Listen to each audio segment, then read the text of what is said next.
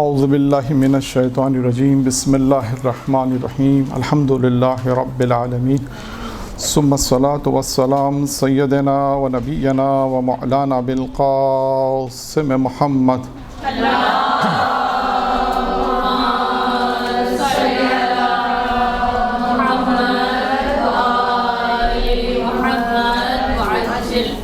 وعلى بیتہ الطیبین الطاہرین اما بعد فقد قال اللہ تبارک و تعالی فی کتابہ الکریم بسم اللہ الرحمن الرحیم لقد خلقنا الانسان فی احسن التقویم۔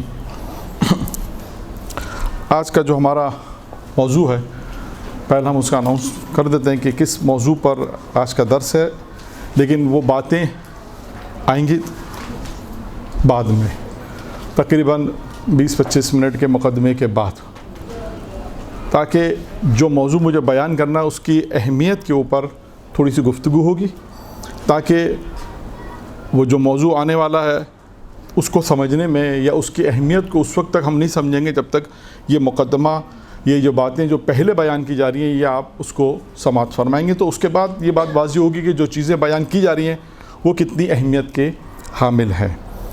آج کا جو موضوع ہے وہ کون سی چیزیں ہیں جو انسان کو کمال تک پہنچاتی ہیں۔ بہت سمپل سادہ موضوع ہے، ظاہری اعتبار سے بہت سادہ لگ رہا ہے بھی سادہ، لیکن ایک روایت ہے امیر المومنین کی، وہ روایت بیان کریں گے کہ جس میں امیر المومنین نے یہ ارشاد فرمایا کہ کون سی وہ چیزیں، یہ الفاظ میرے ہیں، کہ وہ چیزیں جو انسان کو کمال تک پہنچاتی ہیں۔ ایک سوالیہ جملہ ہے، اب وہ چیزیں کون سی ہیں یہ ایک بحث ہے، لیکن میں نے عرض کیا کہ ان چیزوں کو بیان کرنے سے پہلے ایک مقدمہ ضروری ہے۔ مقدمہ یوں ضروری ہے کہ وہ چیزیں اس وقت ہمیں سمجھ میں آئیں گی کہ جب ہم اس مقدمے کو پہنچیں۔ اچھا، اب ایک سوال تو یہ، دوسری بات یہ کہ کمال کی حد کیا ہے، یعنی انسان اپنی زندگی میں کس کو کمال کہتا ہے؟ سوال ہے۔ بہت سی چیزیں آپ زندگی میں دیکھیں گی، مثلاً کمال بھی اس میں سے ایک چیز کمال ہے، انسان کے لیے کمال ہے۔ اب کمال کسے کہتے ہیں؟ بہت سی مثالیں میں آپ کو دوں گا کہ دیکھیے یہ انسان ہے کہ جہاں تک انسان کو پہنچنا ہے یا انسان پہنچ چکا ہے۔ جو مثالیں دوں گا اس کا مطلب وہ لوگ وہاں پر پہنچ گئے یقیناً۔ اب مقدمہ کیا ہے کہ جس آیت کی میں نے تلاوت کا شرف حاصل کیا، آپ دیکھیں اس میں پروردگار عالم نے انسان کے لیے ارشاد فرمایا کہ اللہ نے انسان کو بہترین خلقت پہ خلق کیا۔ اچھا، اب یہ عجیب بات ہے، ہم دیکھتے ہیں کہ اللہ نے انسان کو بہترین خلقت پہ خلق کیا ہے، جبکہ کائنات کی ہر شے اللہ نے خلق کی، لیکن آپ دیکھیے کہ اللہ نے کسی شے کے اوپر لفظ احسن نہیں کہا، یہ انسان کے لیے لفظ احسان کا لفظ استعمال کیا ہے، یا اپنے لیے بھی استعمال کیا ہے کہ میں ہوں خدا، سورہ مومنین میں کہ جہاں پہ کہا کہ فَتَبَارَكَ اللَّهُ أَحْسَنُ الْخَالِقِينَ، اپنے لیے بھی استعمال کیا۔ جو چیز اللہ خلق کر رہا ہے وہ بھی احسن ہے، اور جو خلق کرنے والا ہے وہ بھی احسن ہے۔ خیر، تو اب اللہ نے انسان کے لیے لفظ احسن استعمال کیا، لیکن ہم اب زندگی میں دیکھیں جب اللہ نے انسان کو دنیا میں بھیجا تو انسان یوں دیکھ نہیں سکتا تھا کہ کون ہے، یوں سن نہیں سکتا تھا کہ کس کی آواز ہے، لیکن آنکھیں ہیں پہچان نہیں سکتا، کان ہیں سن رہے ہیں، لیکن یہ معلوم نہیں ہے کہ کس کی آواز ہے۔ چھوٹا بچہ جب دنیا میں آیا، یعنی کیا مطلب ہے؟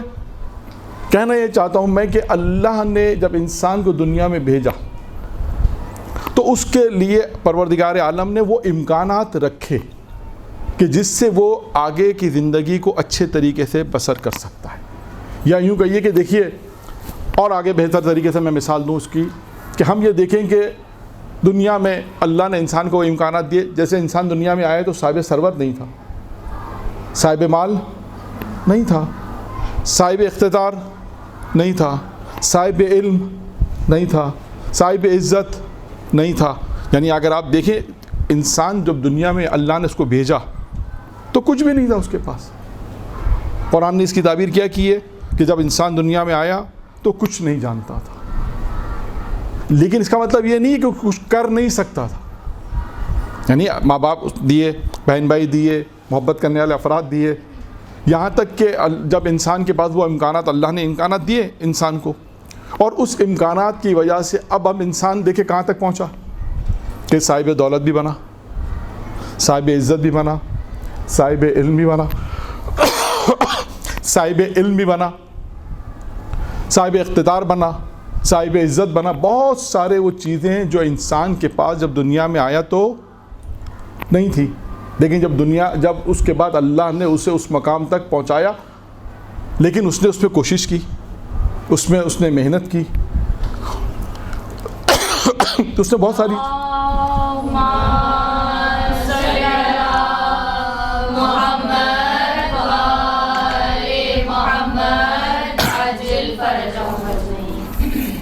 بہت ساری کوششیں کی، بہت ساری محنت کی، اور اس کے بعد وہ وہاں تک پہنچا. اسی میں دیکھیے میں نے عرض کیا کہ مال نہیں تھا، مالدار بنا. صاحب عزت نہیں تھا، صاحب عزت بنا. صاحب اقتدار نہیں تھا، صاحب اقتدار بنا. اسی طرح صاحب علم ہے. بہت ساری مثالیں جو میں نے آپ کے سامنے پیش کی. ان میں ایک مثال ہے کمال. صاحب کمال بھی انسان پیدا نہیں ہوا تھا، لیکن اللہ نے انسان کو سارے امکانات دیے، وہ ساری چیزیں عطا کی، وہ ساری چیزیں انسان نے مہیا کی، اللہ نے دی. انسان نے ان چیزوں کو حاصل کیا. اور آپ دیکھیے دنیا میں آپ کو صاحب کمال بہت کم افراد ملیں گے، صاحب دولت بہت مل جائیں گے، صاحب عزت بھی بہت مل جائیں گے. جیسے ہم کہتے ہیں صاحب گھر، جن کے پاس گھر نہیں تھا، جسے ہم کہتے ہیں کہ صاحب خونے، صاحب گھر جسے ہم کہتے ہیں. تو اس طرح یعنی وہ یہ چیزیں ہیں کہ جو دنیا میں جب انسان آئے تو اس کے پاس نہیں تھی، لیکن اللہ نے اسے وہ امکانات دیے، کوششیں کی، اور اس کے بعد اس نے ساری چیزیں حاصل کی. ان میں سے ایک چیز ہے کمال. اب دیکھیے سوال یہ کہ وہ کمال کی کون سی چیزیں تھی جو اللہ نے انسان کو دی، اور جس نے اس چیزوں کو استعمال کر کے اس منزل تک پہنچ گیا. اب یہاں تک تو یہ مقدمہ ہو گیا کہ ایک انسان دنیا کے اندر آیا اور کس طرح سے اس نے اس ساری چیزوں کو حاصل کیا. اسی طرح اس میں ہے کمال. اب دیکھیں صاحب دولت میں دولت پروردگار عالم نے رکھا، اس نے محنت کی، اور صاحب دولت، عزت، اقتدار، یہ ساری چیزیں اس نے حاصل کر لی. اب آئیے کمال تک. اب سوال یہ کہ کمال جو عرض کرنا ہے کہ انسان کمال کی کہاں تک منزلیں طے کرتا ہے. نمبر ایک، کمال کی بہت ساری مثالیں ہیں. اب میں آپ کے سامنے 2-3 مثالیں پیش کروں گا کہ دیکھیے یہ انسان کا کمال ہے کہ جہاں تک انسان نے اپنی زندگی کو مراحل کو طے کیا ہے. پھر اس روایت کو پیش کروں گا، امیر المومنین کی اس روایت کو پیش کروں گا کہ دیکھیں انسان ان چیزوں کے ذریعے سے کہاں تک پہنچ سکتا ہے. کیونکہ ہوتا کیا ہے، آپ نے دیکھا ہوگا کہ درسوں میں بھی، مجالس میں بھی ایسا ہوتا ہے عموماً کہ بہت سی چیزیں ہم بیان کر دیتے ہیں. جیسے ابھی میں آپ کے سامنے 2-3 واقعات بیان کر دوں، میں بیان کروں گا، لیکن اس کے بعد اگر میں یہ نہ بتاؤں کہ یہ حاصل کیسے ہوتا ہے، یہ مہم ہے، یہ ایک بہت مہم چیز ہے. جیسے مثال کے طور پر میں آپ کے سامنے معرفت کی بیان کروں کہ وہ شخص تھا تاریخ اسلام میں بہت اس نے معرفت حاصل کی. دیکھیں وہ جتنا وقت ملے گا واقعہ بھی آئے گا کہ وہ شخص، اس کے پاس پیغمبر اسلام کی بہت معرفت تھی، امیر المومنین کی معرفت تھی، خدا کی معرفت تھی. بہت سے واقعات ہیں، معرفت پروردگار ہے، معرفت رسول خدا ہے، بہت ساری چیزیں ہیں، ہم نے بیان کر دیا. لیکن ہوتا کیا ہے اس میں، سوال کیا رہتا ہے؟ سوال اس میں یہ رہتا ہے کہ یہ آدمی یہاں تک پہنچا کیسے. یہ مہم چیز ہے. تو اسی طرح امیر المومنین کی روایت کہ انسان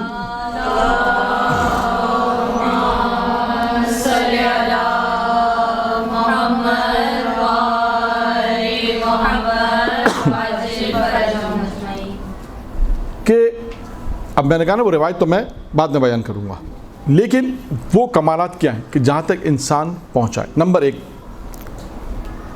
آیت اللہ جواد تبریزی بزرگ نجف میں رہتے تھے.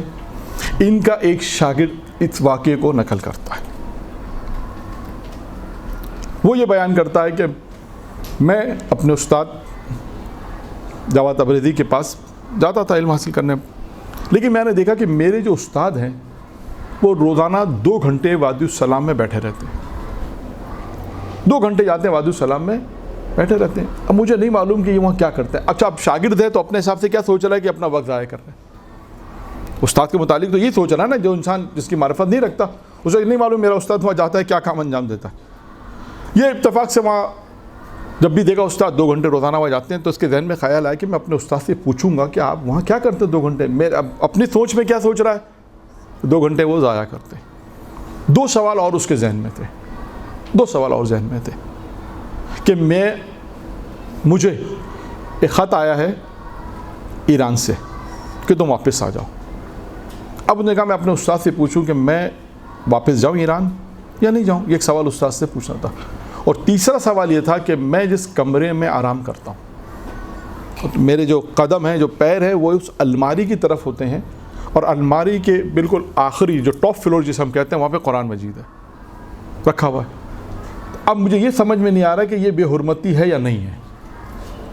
کہ یہ 3 سوالات میں اپنے استاد سے پوچھوں گا جا کر، یہ سوالات اس کے ذہن میں ہیں، اور یہ اپنے استاد کی جب خدمت میں پہنچا کہ سوالات میں استاد سے پوچھوں، تو استاد نے اس کی طرف دیکھ کے کہا کہ میں یہ جانتا ہوں کہ تم مجھ سے آج کیا پوچھنے والے ہو۔ دیکھیے یہ ایک کمال کی ایک منزل یہ ہے۔ یہ آپ کو شاید پاکستان میں، شاید مجھے نہیں معلوم کہ کتنے افراد آپ کو اب تک ملے ہوں گے، ایسے ہوں گے شاید۔ کہا کہ میں جانتا ہوں کہ تم مجھ سے کیا پوچھنے والے ہو۔ کا پہلا سوال تمہارا یہ ہے کہ ایران سے تمہارے پاس خط آیا ہے اور تم یہ پوچھنا چاہتے ہو کہ تمہارے پیرنٹس تم کو بلا رہے ہیں، تم جاؤ یا نہیں جاؤ۔ تم مجھ سے مشورہ کرنے آئے ہو کہ میں جاؤں یا نہیں جاؤں، تو میرا مشورہ یہ ہے کہ تم یہاں نجف میں رہ کے پڑھو اور واپس مت جاؤ۔ دوسرا سوال تمہارا یہ ہے کہ جس کمرے میں تم آرام کرتے ہو اور تمہارے قدم جو ہیں وہ اس الماری کی طرف ہوتے ہیں، اور الماری کے آخری جس ٹاپ فلور پہ قرآن رکھا ہوتا ہے، تم یہ پوچھنا چاہتے ہو کہ اس طرح سونا یہ بے حرمتی میں آتا یا نہیں آتا؟ کہ یہ بے حرمتی ہوتی، اس طرح مت لیٹا کرو۔ اور تیسرا سوال تمہارا میرے متعلق ہے کہ میں 2 گھنٹے وادی السلام میں جا کے کیا کرتا ہوں روزانہ، یہی تمہارا تیسرا سوال تھا۔ اس نے کہا میرا تیسرا سوال یہی تھا، اور میرے متعلق یہ تھا کہ میں وادی السلام میں 2 گھنٹے روزانہ جا کر کیا کرتا ہوں۔ تو کہا کہ یہ تمہیں میں جو جواب دے رہا ہوں یہ اسی وادی السلام سے مجھے ملے۔ درود پڑھے محمد عالم۔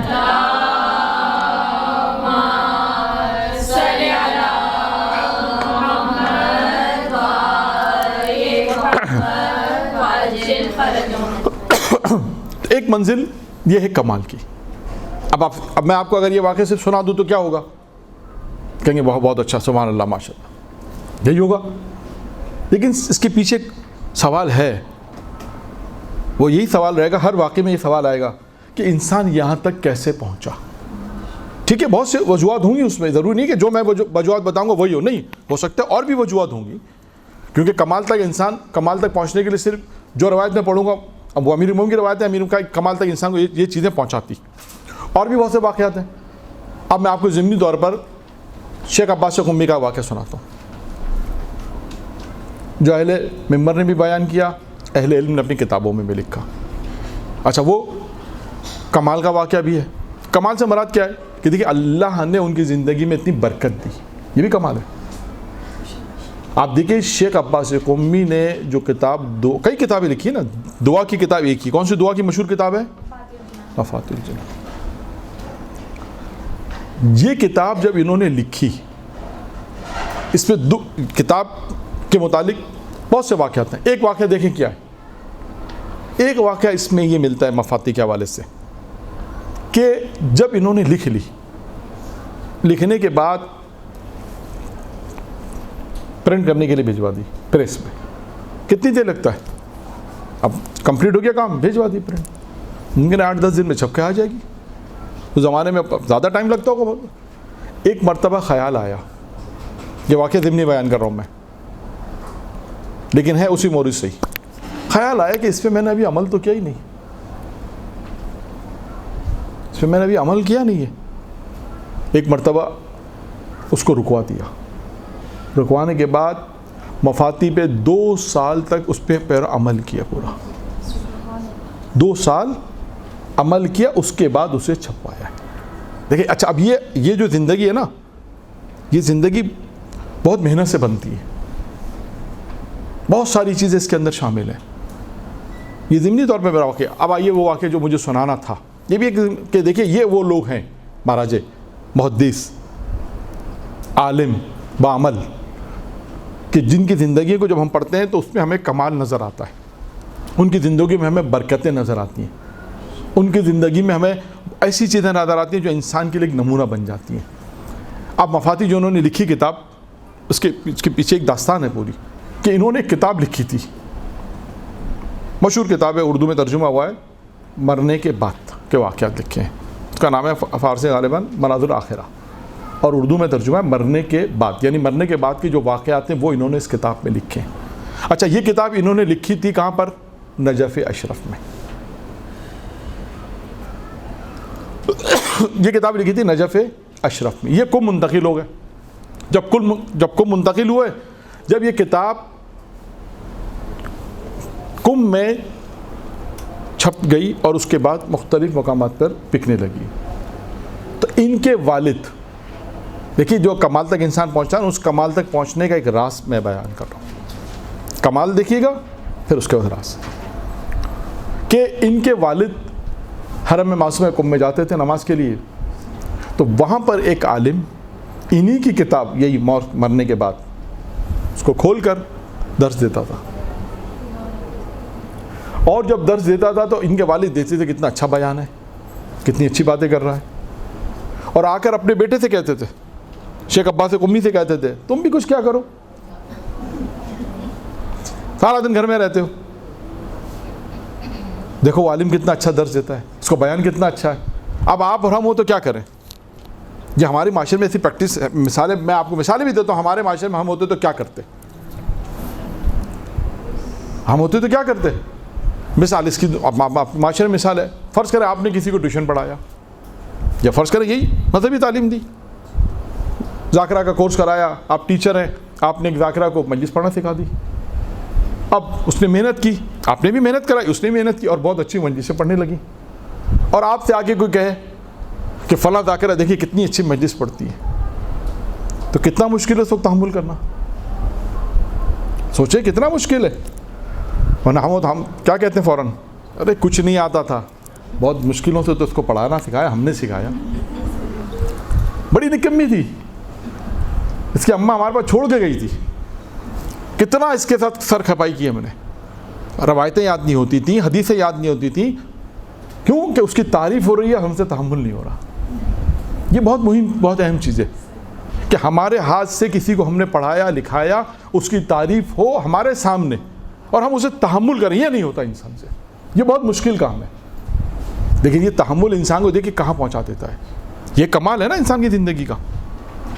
آپ دیکھیں مفاتی جیسی کتاب دوسری کہتے ہیں نہیں لکھی گئی، کئی کتابیں لکھی دعا کی، لیکن مفاتی جیسی نہیں ہے. اب آپ اسی ایک مثال، میں نے آپ کو اپنی مثال معاشرے کی دی. آپ دینی تعلیم دیں، ذاکرہ کا کورس کرائے، ٹیوشن اسکول میں ٹیوشن پڑھائے، میٹرک انٹر میں آپ نے کسی کو پڑھایا، پڑھانے کے بعد اس نے ٹاپ کر لیا، اور آپ سے آگے کوئی کہے کہ دیکھو میٹرک میں انٹر میں فرسٹ آئی، پوزیشن اچھی آئی، A1 گریڈ آیا، تو آپ تحمل کرنا چاہیے کہ آپ نے کہنا چاہا بہت اچھی بات ہے، ماشاء اللہ اس کی زندگی برکت دے.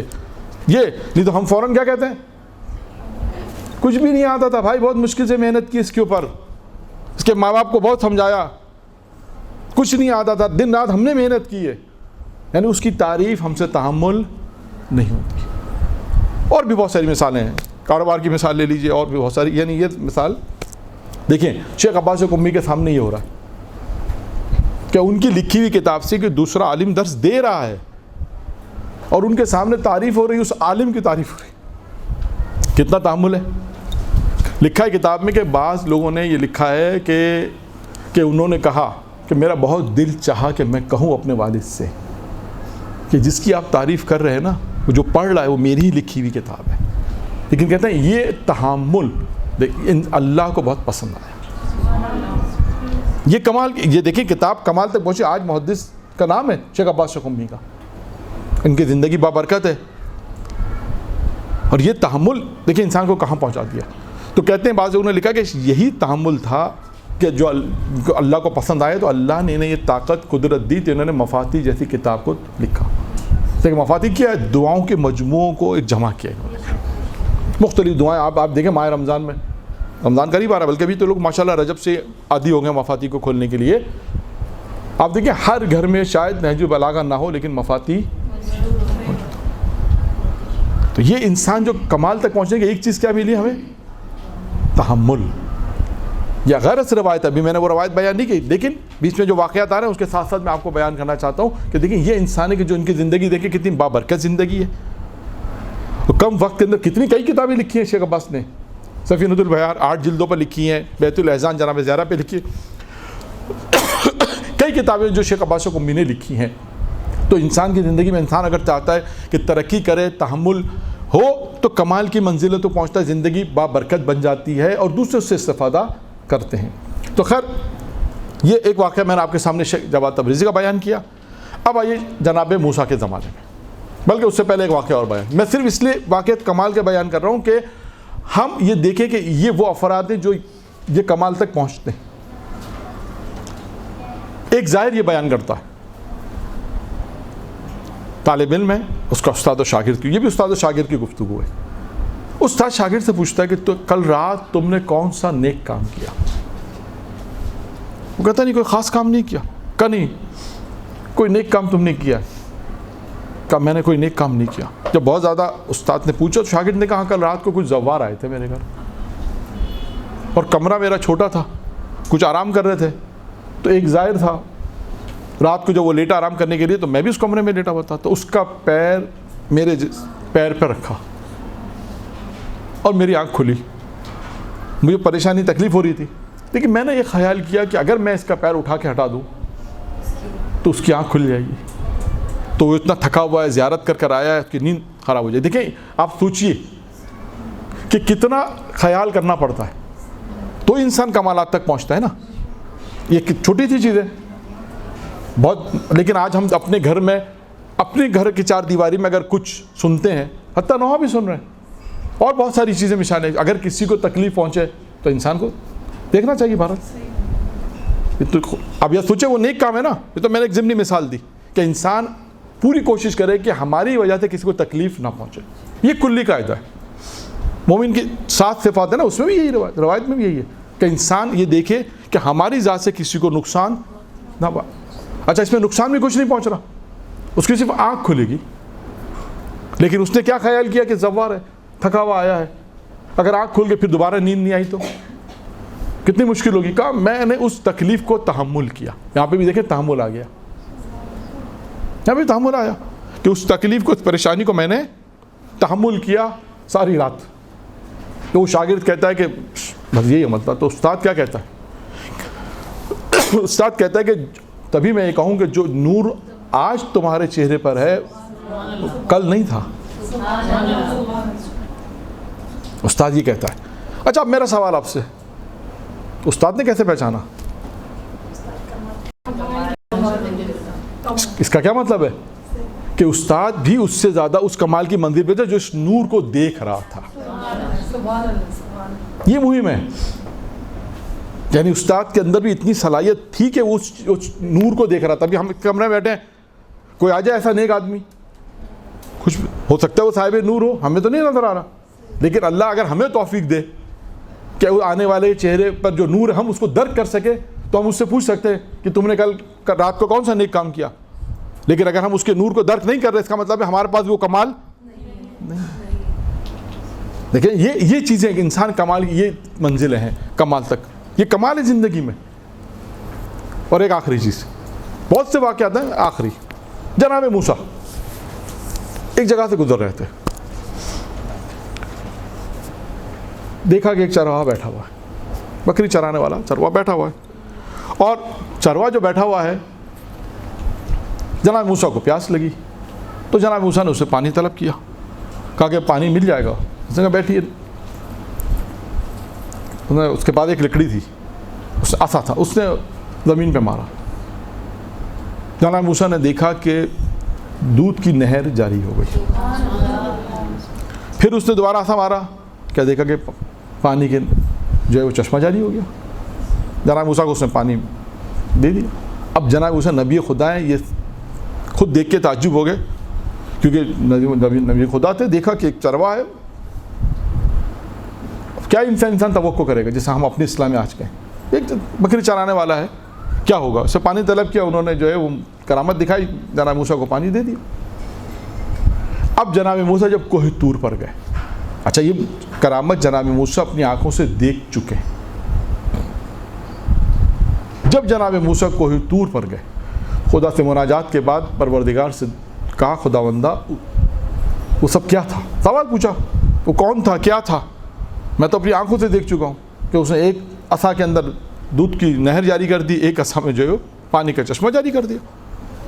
अब देखिए परवरदिगार ने क्या कहा। इस करामत का जवाब इसी सवाल और जवाब में, ये करामत थी, देखिए इंसान कमाल की मंजिल पे था ना।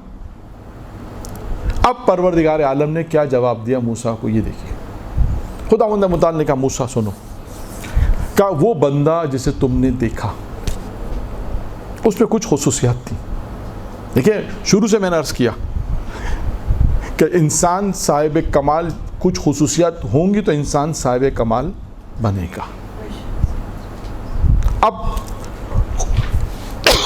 खुदा ने कहा, मूसा सुनो, पहली सिफत इसमें क्या थी, कहा मूसा से, कहा मूसा इसमें पहली सिफत ये थी कि जब भी हमने इसके दिल को देखा, जहाँ का इसके दिल में, तो हमारे खौफ के अलावा कोई खौफ नहीं था। यानी पहली चीज़ क्या है, खौफ खुदा। फिर एक कभी मौजू आएगा इंशाअल्लाह, तो उसमें थोड़ा सा तज़किरा करेंगे खौफ खुदा का, कि खुदा से इंसान डरे, कि खौफ खुदा क्या, यानी पहली चीज़ क्या है, खौफ खुदा। खुदा ने कहा इसके अंदर, इसके दिल में हमारा खौफ है, ये हमसे डरता है। यानी जब इंसान देखे, वही चीज़ है कि इंसान के सामने बहुत सारी चीज़ें आती हैं, हलाल भी हराम भी, और ये खौफ हो कि मेरा खुदा मुझे देख रहा है, तो इंसान अपने परवरदिगार का खौफ करे। तो परवरदिगार ने कहा ये हमसे खौफ करता है, पहली चीज़ इसके दिल में ये। दूसरी कि जब भी हमने इसकी ज़बान को देखा, हमारे ज़िक्र के अलावा कोई दूसरा ज़िक्र नहीं था। ज़िक्र इसकी ज़बान में जो ज़िक्र था उस हमारा ज़िक्र था, परवरदिगार आलम का ज़िक्र था, का मेरा ज़िक्र करता था, खुदा का ज़िक्र करता था। और उसके बाद का तीसरी सिफत इसमें यह है कि किसी से हसद नहीं करता।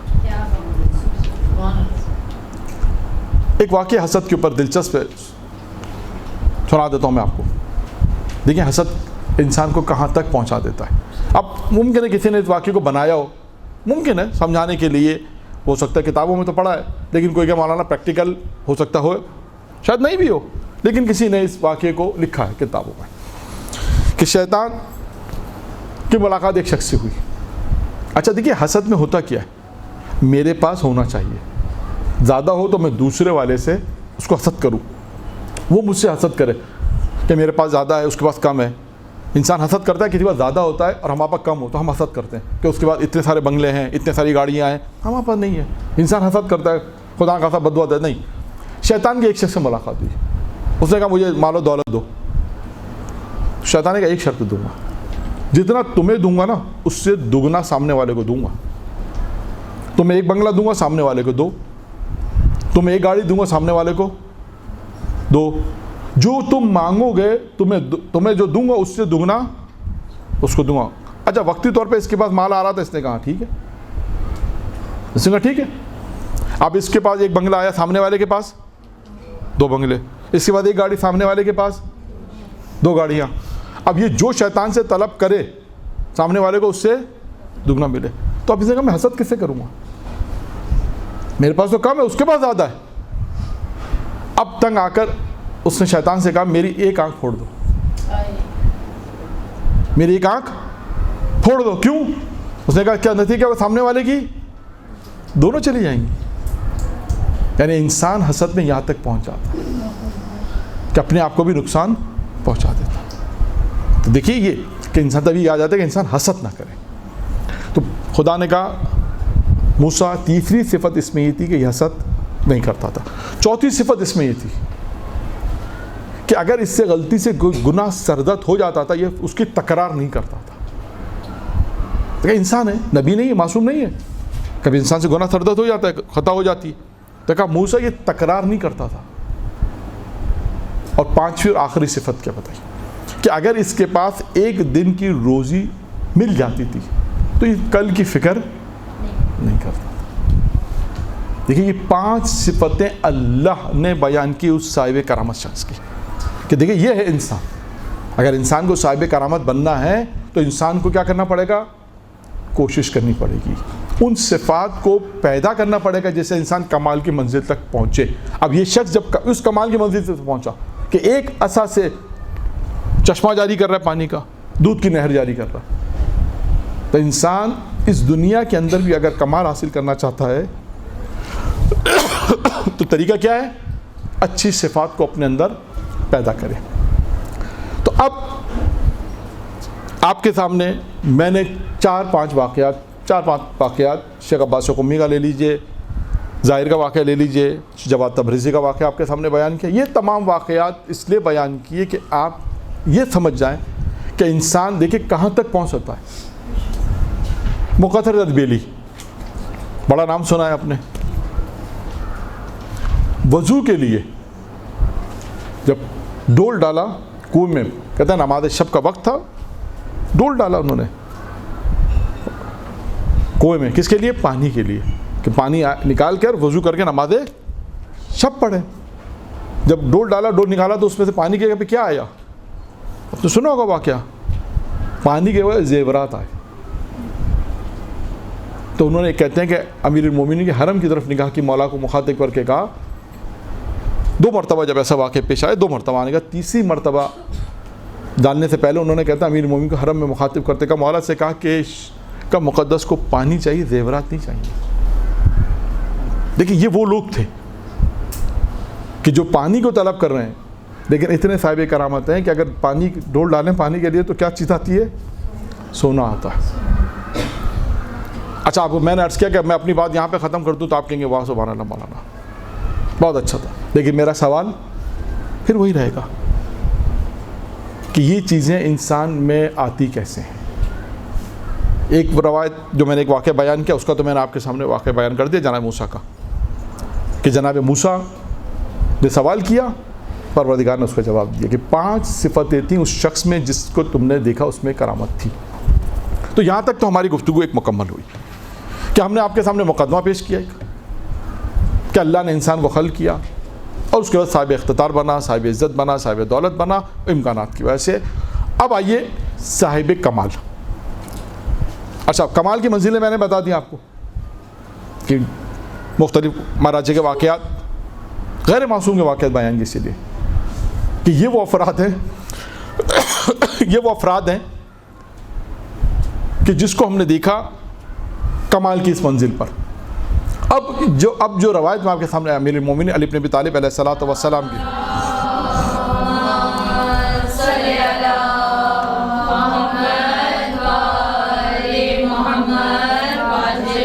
لیکن تقریباً میں کہتا ہوں 40 منٹ ہو گئے, تقریباً میرا خیال ہے 40 منٹ ہو گئے. میں آپ سے کہا تھا کہ تقریباً 40-45 منٹ لگیں گے ہمیں اپنی بات کو وہاں تک پہنچانے میں, کہ صرف اب میں روایت بیان کروں گا, اس کے بعد وہ چیزیں جو بیان ہوں گی اس کی تفصیلات پہ بات میں آئیں گی, ان کی تفصیلات بھی آئیں گی کہ وہ کون سی چیزیں. اب وہ روایت کیا امیر المومنین کی کہ انسان کو 6 چیزیں کمال تک پہنچاتی ہیں, یعنی وہ 6 چیزیں جو سبب بنتی ہیں, موجب بنتی ہیں کہ انسان صاحب کمال بنے. اچھا اب اس میں نے عرض کیا کمالات مختلف ہیں, جو واقعات پیش کیے یہ بھی کمال کے ہیں, ہو سکتا ہے اس سے بہتر کوئی کمالات بھی انسان حاصل کر سکتا ہے, لیکن 2-4 واقعات اس لیے پیش کیے کہ انسان کی زندگی جب ان کمالات کو دیکھتا ہے تو انسان کہتا ہے اچھا انسان یہ بھی حاصل ہو سکتا ہے. اچھا آنے والے شخص کا چہرے کا نور پڑھ لینا, نور کو دیکھ لینا. اچھا ہم یہ بھی بتا دیں کہ انسان اگر پانی کے لیے ڈول ڈالے تو اس کے پاس زیورات کیسے آتے ہیں. جواد تبریزی کہ اب اس کے سوالات جو شاگرد پوچھنا چاہتا ہے فوراً بتا رہے ہیں, تو یہ کمال کی منزل ہے. اب امیر المومنین نے فرمایا کہ انسان 6 چیزیں ہیں کہ جو انسان کو کمال تک پہنچاتی ہیں. 2 چیزیں کا چھوٹی ہیں, 2 چیزیں بڑی ہیں, اور 2 چیزوں کا ذکر کیا جو کیفیت کی کا. 2 چھوٹی ہیں, 2 بڑی ہیں, اور 2 کیفیت کا نام ہے. 2 چیزیں جو چھوٹی ہیں وہ کون سی ہیں؟ امیر المومنین فرمائے 2 چیزیں جو چھوٹی ہیں, ایک دل ہے, ایک زبان ہے. یہ دل اور یہ زبان, یہ 2 چیزیں چھوٹی ہیں. اور 2 چیزیں جو بڑی ہیں, ایک ایمان ہے, ایک عقل ہے. اور بعض روایت میں عقل کے ساتھ ہمت بھی آیا ہے, بعض روایت میں ایمان آیا ہے, بعض میں ہمت بھی آیا ہے, اس کو بھی آپ شامل کر سکتے ہیں. اور 2 جو کیفیت والی ہیں, ایک میں مال ہے اور ایک میں جمال ہے. جمال, مال اور جمال, یہ 2 کیفیت ہیں. اب آپ غور کریں اس کے اوپر تھوڑا سا بھی. روایت کو دیکھیں, کہا جاتا ہے اہل علم بیان کرتے ہیں جب آپ روایت پڑھیں تو اس میں غور کریں. دیکھیں 4 چیزیں جو شروع کی ہیں وہ عموماً انسان جب دنیا میں آتا ہے تو اس کے بعد ہوتی ہیں, زبان بھی اور دل بھی. عقل بھی دیتا ہے, ایمان بھی دیتا ہے. لیکن 2 چیزیں جو بات کی ہیں کیفیت والی ہیں, وہ انسان حاصل کرتا ہے, جمال اور مال. وہ انسان کو, اب جمال میں بھی اللہ کی طرف سے ہوتا ہے, لیکن بالآخر انسان کی تھوڑی بہت کوشش اس میں ہوتی ہے, اور مال میں تو کوشش انسان کی ہوتی ہے, دیتا اللہ ہی ہے, وہ بھی تو اللہ ہی دیتا ہے ساری چیزیں. لیکن اس روایت میں دیکھیں 4 چیزیں جو 2 چھوٹی 2 بڑی ہیں, اور اس کے بعد 2 چیزیں کیفیت کی. اب سوال یہاں پر کہ دیکھیں یہ 6 چیزیں ہیں کہ جو انسان کو کمال تک پہنچاتی ہیں. اب وہی بات کہ ان چیزوں کو استعمال کیسے کریں. زبان اللہ نے دی ہے, زبان اللہ نے دی ہے, قلب اللہ نے دیا ہے. اب اس کو یہ چیزیں کیسے کمال تک پہنچائیں گے؟ اس کا کیا مطلب ہے کہ اس کو اس طرح استعمال کرنا ہے کہ انسان یہ چیزوں کے ذریعے سے انسان کمال تک پہنچے گا. یعنی وہ چیزیں تو زبان تو یہیں پر ہی ہے, قلب بھی انسان کا جسم میں ہی ہے, لیکن وہ قلب میں محبت ایسی ہوگی. اب یہاں پر قلب کی بات آئی تو ایک نقطہ بیان کرتا چلوں, اہل منبر کا ہے اور مثال بھی ایک ہے, اور وہ قلب کے حوالے سے ہے. جب تک قلب ایسا ہوگا تب انسان معرفت کی منزل حاصل کرے گا اور انسان کمال تک پہنچے گا. وہ کیا چیز ہے؟ اب میں آپ کو ایک مثال دے کے بتاؤں. ایک عالم دین ایک جگہ تبلیغ کرنے گئے, ایک جگہ تبلیغ کرنے گئے, تبلیغ کر رہے تھے, گفتگو ہو رہی تھی, لوگ سب باتیں کر رہے تھے. تو کسی نے آ کے پوچھا ایک فقہی مسئلہ کہ بلا وہ کنویں میں کتا گر گیا ہے, کیا کریں؟ انہوں نے کہا 40 ڈول نکال لو. کیا کہا؟ 40 ڈول نکال لو. لوگ گئے, لوگوں نے 40 ڈول نکالے. 40 ڈول نکالنے کے بعد کہا حضور 40 ڈول نکالے گا. ٹھیک ہے, قبلہ کو پیاس لگی, قبلہ نے دوران گفتگو کا پانی چاہیے, لوگوں نے ایک ڈول ڈالا, ڈول ڈالنے کے بعد اسی کنویں سے پانی نکال کے قبلہ کے سامنے رکھ دیا. اب جیسے قبلہ نے پانی دیکھا تو اس میں کتے کا بال تھا. تو لوگوں سے پوچھا انہوں نے کہ پہلے یہ بتاؤ کہ پہلے کتا نکالا تھا؟ کہا نہیں. کہا حضور پہلے کتا نکالنا ہے, اس کے بعد 40 ڈول نکالنے ہیں. اس کی مثال ہماری کیا؟ پہلے قلب سے بغض نکلے گا, اس کے بعد محبت اہل بیت آئی ہے. بغض نکلے گا, اس کے بعد معرفت پروردگار آئے گی. قلب میں بھی یہی مان کہ پہلے وہ چیزیں ہم نکالیں گے, طہارت ہوگی. آپ دیکھیں توضیح المسائل کو دیکھیں, توضیح المسائل میں کیا ہے؟ پہلے تقلید کے بعد کون سا چیپٹر ہے؟ نماز نہیں ہے, روزہ نہیں ہے, طہارت پہلے. جسمانی طہارت بھی ہے, روحانی طہارت بھی ہے, باطنی طہارت کا ذکر بھی ہے. اس کے بعد انسان کی عبادت میں آتا ہے. تو دیکھیے پہلے اسی طرح قلب بھی یہاں پر یہی ہے. جب قلب سے انسان ان چیزوں کو نکالے گا, بغض کو, نفرت کو جب نکالے گا, اس کے بعد محبت آئے گی. اب یہاں پر میں ایک روایت, کیونکہ قلب کا ذکر بھی ہے, تو ایک روایت سنا کر پھر میں اس کے بعد باقی چیزیں جو چیزیں ہیں اس میں دیکھیں کتنی ہم بیان کر سکتے ہیں. جب اللہ نے جناب آدم کا پتلا تیار کیا، جناب آدم کا جب پتلا تیار کر لیا تو تین انسانی شکل میں نورانی تھے جو تھے وہ بھیجے، اور تین انسانی شکل میں سیاہ افراد، سیاہ جو تھے. بعض لوگوں نے دیکھا اصل میں اس کے ترجمے میں فرق ہے. بعض لوگوں نے لکھا ہے کہ تین نور بھیجے اور تین اس کی اپوزٹ چیزیں بھیجی. بعض لوگوں نے لکھا ہے کہ تین انسانی شکل میں نورانی شخصیت بھیجی اور تین اس انسانی نورانی کی اپوزٹ جو سیاہ تھے خدا نے جناب آدم کی طرف بھیجے. اب جو تین نورانی تھے جناب آدم نے ان سے پوچھا، پہلے سے پوچھا تم کون ہو؟ اس نے کہا میں عقل ہوں. دیکھیے اچھا اب عقل کی مثال بھی آ گئی. 6 چیزیں تھیں نا، 6 چیزوں میں ایک عقل بھی ہے. کہا میں عقل ہوں. تو جناب آدم نے ان سے پوچھا تم کہاں رہتی ہو، تمہارا مقام کہاں ہے؟ تو عقل کہاں ہوتی ہے؟ ذہن میں. عقل کہاں ہوتی ہے؟ دماغ میں ہوتی ہے. اس میں سوچنے کی کون سی بات ہے؟ اس میں بھی سوچنے کی بات ہے. تو جناب آدم نے ان سے پوچھا کہاں رہتے ہو؟ اس نے کہا دماغ میں. کہا اچھا ٹھیک ہے. دوسرے سے پوچھا تم کون ہو؟ اس نے کہا میں حیا ہوں. جناب آدم نے تم کہاں رہتی ہو؟ تو حیا کا مقام کہاں ہے؟ آنکھوں میں. اور تیسرے سے پوچھا کہ تم کون ہو؟ تو تیسری نے کہا کہ میں محبت ہوں. جو ہمارا موضوع تو محبت کہاں ہوتی ہے؟ دل میں. تو اتفاق سے یہ روایت میں تو دل کے اوپر سوچ رہا تھا لیکن عقل بھی ہمارے موضوع سے دو چیزیں اس روایت میں ہمارے موضوع سے متعلق تھی. 3 چیزیں جناب آدم کی طرف اللہ نے نورانیت والی بھیجیں اور جناب آدم نے جب تینوں سے پوچھا تو تینوں نے اپنا اپنا مقام ظاہر کیا. پہلی نے کیا کہا کہ عقل ہوں، دماغ میں رہتی ہوں. دوسرے نے کہا میں حیا ہوں، آنکھوں میں رہتی ہوں. اور تیسرے نے کہا میں محبت ہوں جو دل میں رہتی ہوں. اب اس کے بعد 3 وہ جو سیاہ تھے، جو نورانی نہیں تھے، جناب آدم نے ان سے پوچھا کہ بتاؤ تم کون ہو. پہلی سے پوچھا بتاؤ تم کون ہو. نے کہا کہ ہم غرور اور تکبر ہیں. کیا ہے؟ غرور اور تکبر ہے. کہا تمہارا مقام کہاں ہے، تم کہاں رہتی ہو؟ کہا ہم دماغ میں. غرور کہاں ہوتا ہے؟ دماغ میں ہی ہوتا ہے نا.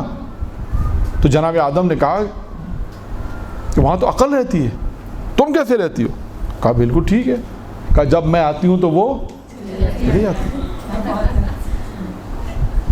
ایسا ہوتا ہے نہیں ہوتا معاشرے میں؟ آپ اپنی زندگی میں دیکھیں جب کسی کے پاس غرور مال کا ہوتا ہے، دولت کا، عزت کا، شہرت کا، علم کا، منصب کا، بہت سارا غرور ہوتا ہے. ان تمام چیزوں کا غرور ہی ہوتا ہے، ہر چیز کا.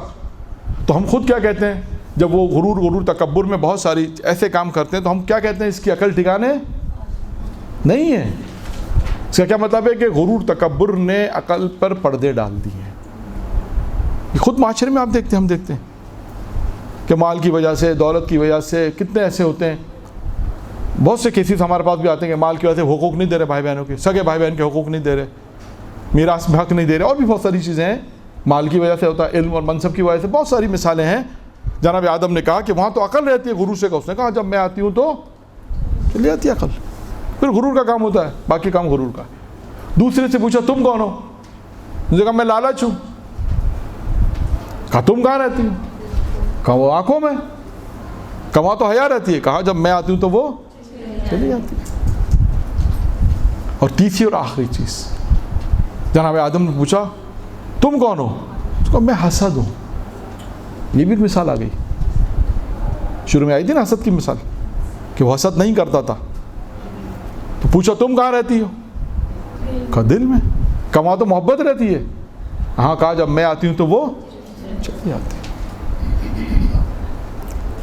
تو آپ نے دیکھا کہ یہ روایت جو میں نے آپ کے سامنے پیش کی کتنے مورد کے مطابق ہے ہمارے کہ عقل انسان کو کمال تک پہنچا دیتی ہے، بشرطے انسان اس کا استعمال کرے. بھی مثالیں آئیں گی عقل کے متعلق بھی اور بہت ساری چیزیں کہ یہ مثال روایت میں نے پیش کی عقل کے حوالے سے بھی، حسد کے حوالے سے بھی ہماری گفتگو اور دل. تو دیکھا آپ نے کہ 6 چیزیں ہیں جو انسان کو کمال تک پہنچاتی ہیں. 2 چھوٹی ہیں, 2 بڑی ہیں اور 2 کیفیت والی ہیں. 2 چھوٹی کون سی ہیں؟ دل اور زبان. دیکھیں ہیں چھوٹی, خود مولا فرما رہے چھوٹی ہیں, لیکن کام کتنا بڑا کرتی ہیں. اسی طرح 2 بڑی چیزیں کون سی ہیں؟ ایمان اور عقل. اور اس کے بعد 2 کیفیت والی ہیں, دونوں کون سی ہیں؟ مال اور جمال. تو انشاءاللہ وقفے کے بعد جو ہے کوشش کریں گے کہ ان میں جن چیزوں کی ہم تشریح پیش کر سکیں. اعوذ باللہ من الشیطان الرجیم, بسم اللہ الرحمن الرحیم. گفتگو ہماری صاحب کمال میں تھی کہ وہ کون سی چیزیں جو انسان کو صاحب کمال بناتی ہیں, وہ کون سے اسباب ہیں یا وہ کون سی چیزیں جس سے انسان کمال تک پہنچتا. امیر المومنین کی روایت آپ کے سامنے بیان کی. اب اسی روایت کی تھوڑی تشریح بیان کرتے ہیں کہ ایمان, عقل, اسی طرح زبان ہے, اسی طرح دل ہے, اور اس کے بعد دوسری 2 چیز مال اور جمال.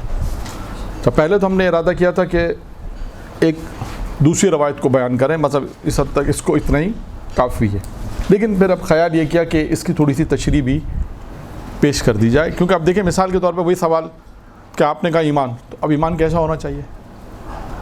آپ نے کہا عقل, تو اب عقل کے میں تو خیر بہت ساری گفتگو ہے, لیکن اس کا ایک کم از کم مصداق جو ہے وہ میں بیان کر دوں گا. بہت ساری گفتگو ہوتی ہے صاحب. دیکھیں میزان الحکمہ کا میں حوالہ دے دیتا ہوں, کتاب میزان الحکمہ, اس میں آپ جائیں عین میں, حروف عین میں عقل کا جو باب ہے اس کو کھولیں, دیکھیں اس میں آپ کو بہت ساری حدیث ملے گی. عقل مند کسے کہتے ہیں,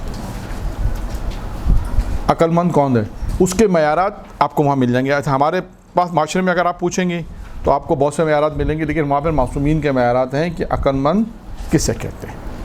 تو وہ ایک تفصیلی گفتگو ہے بہت, یعنی خود ایک موضوع ہے, اس پہ ایک درس تیار کیا تھا کہ عقل مند کون, اور اس کے بعد وہ کثرت سے اس میں روایتیں ہیں, اس روایتوں کو جمع کر کے پھر اس کے بعد ایک موضوع بنایا تھا, وہ عقل کے اعتبار سے ہے. لہٰذا تو اسی موضوع کے اندر جو چیزیں ہیں, زبان کا ذکر ہے, اسی طرح قلب کا ذکر ہے. تو وہ یہ ساری چیزیں ہیں کہ انسان, قلب جو اللہ نے انسان کو عطا کیا ہے. اب ایک سوال یہاں پر آتا ہے, روایتوں میں آپ نے دیکھا ہوگا کہ وہ کون سی چیزیں جو قلب کو روشن کرتی ہیں, وہ کون سی چیزیں جو قلب کو مردہ کرتی ہیں, کثاوت قلب ہے, کون سی چیزیں, اور وہ کون سی چیزیں جو قلب اس کثاوت کا علاج ہے. کیا انسان کام کرے کہ انسان کا دل مردہ نہ ہو, کیا کام انسان کرے کہ انسان کا دل روشن رہے. اب اسی کے ذمہ ساری گفتگو آتی ہے. یہ ایک روایت جو میں نے آپ کے سامنے بیان کی, روایت مختصر ہے 6 چیزیں, لیکن اسی روایت کو اگر ہم تھوڑا سا کھول کر بیان کریں تو لہٰذا اسی لیے کہ جتنا ہمارے پاس وقت ہے تو ہم ان 6 چیزوں پر تھوڑا سا وقت لگائیں گے اور تھوڑا سا اس کو کھول کے بیان کریں گے کہ ایمان کے متعلق. اب دیکھیں ایمان 2 بڑی چیزیں, ایک ہے ایمان اور ایک ہے عقل.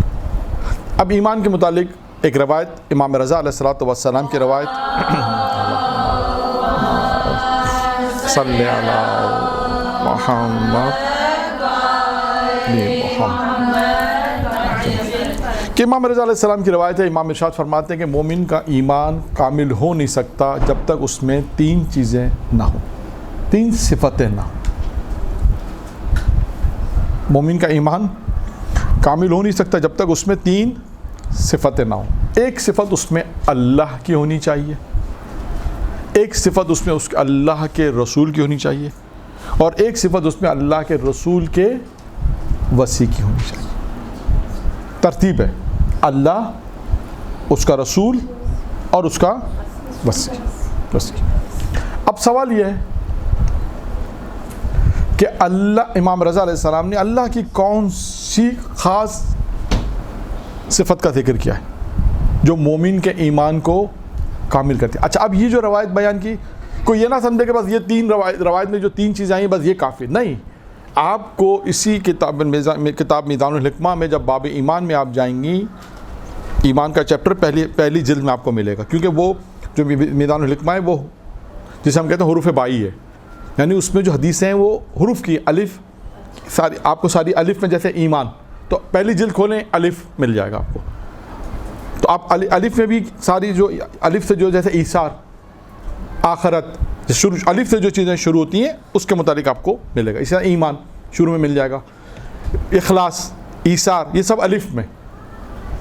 اسی طرح اگر آپ کو عقل کا باب دیکھنا جیسے میں نے بیان کیا تو آپ پہلی جلد میں نہیں دیکھیں، فہرست دیکھتے جائیں. پہلی جلد، دوسری جلد، جا کے چھٹی ساتویں جلد کے فہرست دیکھیں تو فہرست میں آپ کو جو آپ یہ حروف عین کا نظر آئے گا اس میں علم ہے، عقل ہے، آپ کو وہاں پہ فوراً جلدی مل جائے گا. تو یہ آسان اس طرح تلاش کرنا. تو اسی طرح اسی کتاب میزان الحکمہ میں ایمان کا جب آپ چیپٹر کھولیں گے تو آپ کو ایمان کے متعلق کئی احادیث نظر آئیں گے. ان احادیث میں سے ایک حدیث یہ ہے امام رضا علیہ السلام، کئی مقامات پہ بھی لوگوں اہل علم نے اس کو لکھا ہے امام رضا علیہ السلام کی حدیث کو، کہ مومن کا ایمان اس وقت تک کامل نہیں ہوتا جب تک اس میں 3 صفتیں نہ ہوں، ایک اللہ کی، ایک اس کے رسول کی، ایک اس کے وصی کی. اب سوال یہ ہے کہ اللہ کی کتنی صفتیں؟ بے شمار صفات ہیں. اس کے رسول کی بھی بے شمار صفات ہیں، اور اس کے بعد اس کے وصی کی بھی. اب یہ دیکھنا کہ کون سی صفت کو امام رضا علیہ السلام نے، اللہ کی کون سی صفت کو استعمال کی، جو بے شمار صفات ہیں پروردگار کی، کون سی خاص صفت کو یہاں استعمال کیا ہے کہ یہ صفت مومن میں ہونا چاہیے. نمبر 1، امام رضا علیہ السلام نے فرمایا جس طرح اللہ دوسروں کے عیبوں کو چھپاتا ہے، مومن کا کیا کام ہے؟ دوسروں کو عیبوں کو چھپائے. اب آپ یہ دیکھیں، خود یہ عیبوں کو چھپانا خود ایک موضوع ہے. اس پہ واقعات ہیں تاریخ میں کہ اگر کوئی کسی کے عیب کو چھپائے تو اس کا کتنا اجر و ثواب ہے اور اس کا کیا مقام ہے، یہ الگ بحث ہے، گفتگو ہے پوری. دیکھیں ہم جس معاشرے میں ہم رہتے ہیں یہ بہت مہم چیز ہے ہمارے اس معاشرے کے اندر کہ ہمیں فوراً کسی کا عیب پتہ چلتا ہے، ہم فوراً بتا دیتے ہیں. یہ خیال کرنا ہے، بالخصوص جس معاشرے میں ہم رہتے ہیں اور جو شعبہ آپ کا جو شعبہ جسے کہہ سکتے ہیں، اس شعبے میں زیادہ ہوتا ہے کہ ذرا سی بات کسی کا عیب پتہ چلا فوراً ہم نے کسی کو فوراً بتا دیا اس میں یہ پرابلم ہے، یہ عیب ہے. جہاں عیب بتانا واجب وہ الگ بحث ہے، اس کی میں بات نہیں کر رہا، میں عام زندگی کی بات کر رہا ہوں. تو امام رضا علیہ السلام فرمایا کہ مومن میں ایک صفت اللہ کی ان کی کون سی صفت بیان کی؟ جس طرح مومن دوسروں کے عیبوں کو چھپاتا، اس طرح جس طرح اللہ دوسروں کے عیبوں کو چھپاتا مومن بھی دوسروں کے عیبوں کو چھپائے. اچھا اب یہاں پر روک کر میں ایک حدیث اور بیان کروں گا. وہ کون سی حدیث ہے؟ کیونکہ عیب چھپانے کا ذکر آیا تو ایک حدیث میرے ذہن میں آئی. وہ حدیث ہے بہت مشہور حدیث ہے پیغمبر اسلام کی،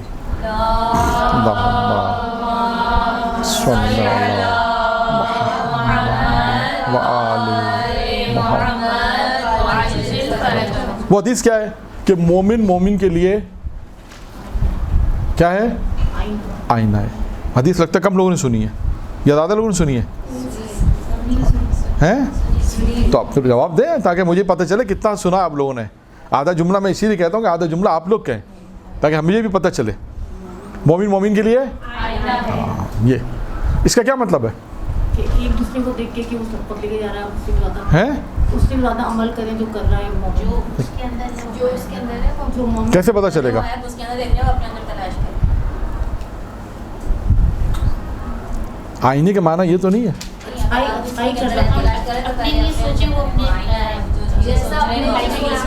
یہ تو روایت میں جملہ ہے، یہ تو روایت کا جملہ ہے. اس حدیث سے تو یہ نہیں ثابت ہوتا. یہ ہوتا ہے بھائی پیغمبر نے کہا مومن کے لیے آئینے کا کیا کام ہے؟ آئینہ کا کام دیکھیں ہیں.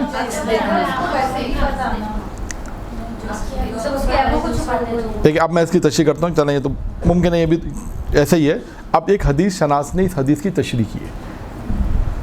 مثال کے طور پہ میں آپ سمجھانے کے لیے کہوں پہلے کہ آئینہ اگر ہم دیکھتے ہیں تو آئینہ جو ہم دیکھتے ہیں، دیکھیں ایک حدیث کا معنی تو ہم یہ کریں جو نہیں ہے قطعاً کہ کسی دوسرے مومن سے کہیں کہ پیغمبر نے آپ کو آئینہ کہا ہے. بھائی آئینے میں تو میں کنگھا کر کے اپنے بال بناتا ہوں، آپ سامنے آ جائیں. بھائی پیغمبر نے آپ کو آئینہ کہا ہے تو آپ آئینہ، اس کا مطلب آپ سامنے آ جائیں، میں بال کنگھی ونگی کر لوں تو قطعاً یہ مراد نہیں. یہ مراد تو نہیں، اس کا مطلب کچھ اور مراد ہے. اب وہ کیا ہے وہ مہم ہے. دیکھیں آئینے کے اندر کتنی صفات ہیں جو آپ لوگوں نے بیان کی، کم و بیش وہی ہے، لیکن اس کو اور اچھی طریقے سے کسی نے بیان کیا ہے وہ بیان کر. دیکھیں نمبر 1، وہ عیب کی وجہ سے مجھے یہ روایت یاد آئی.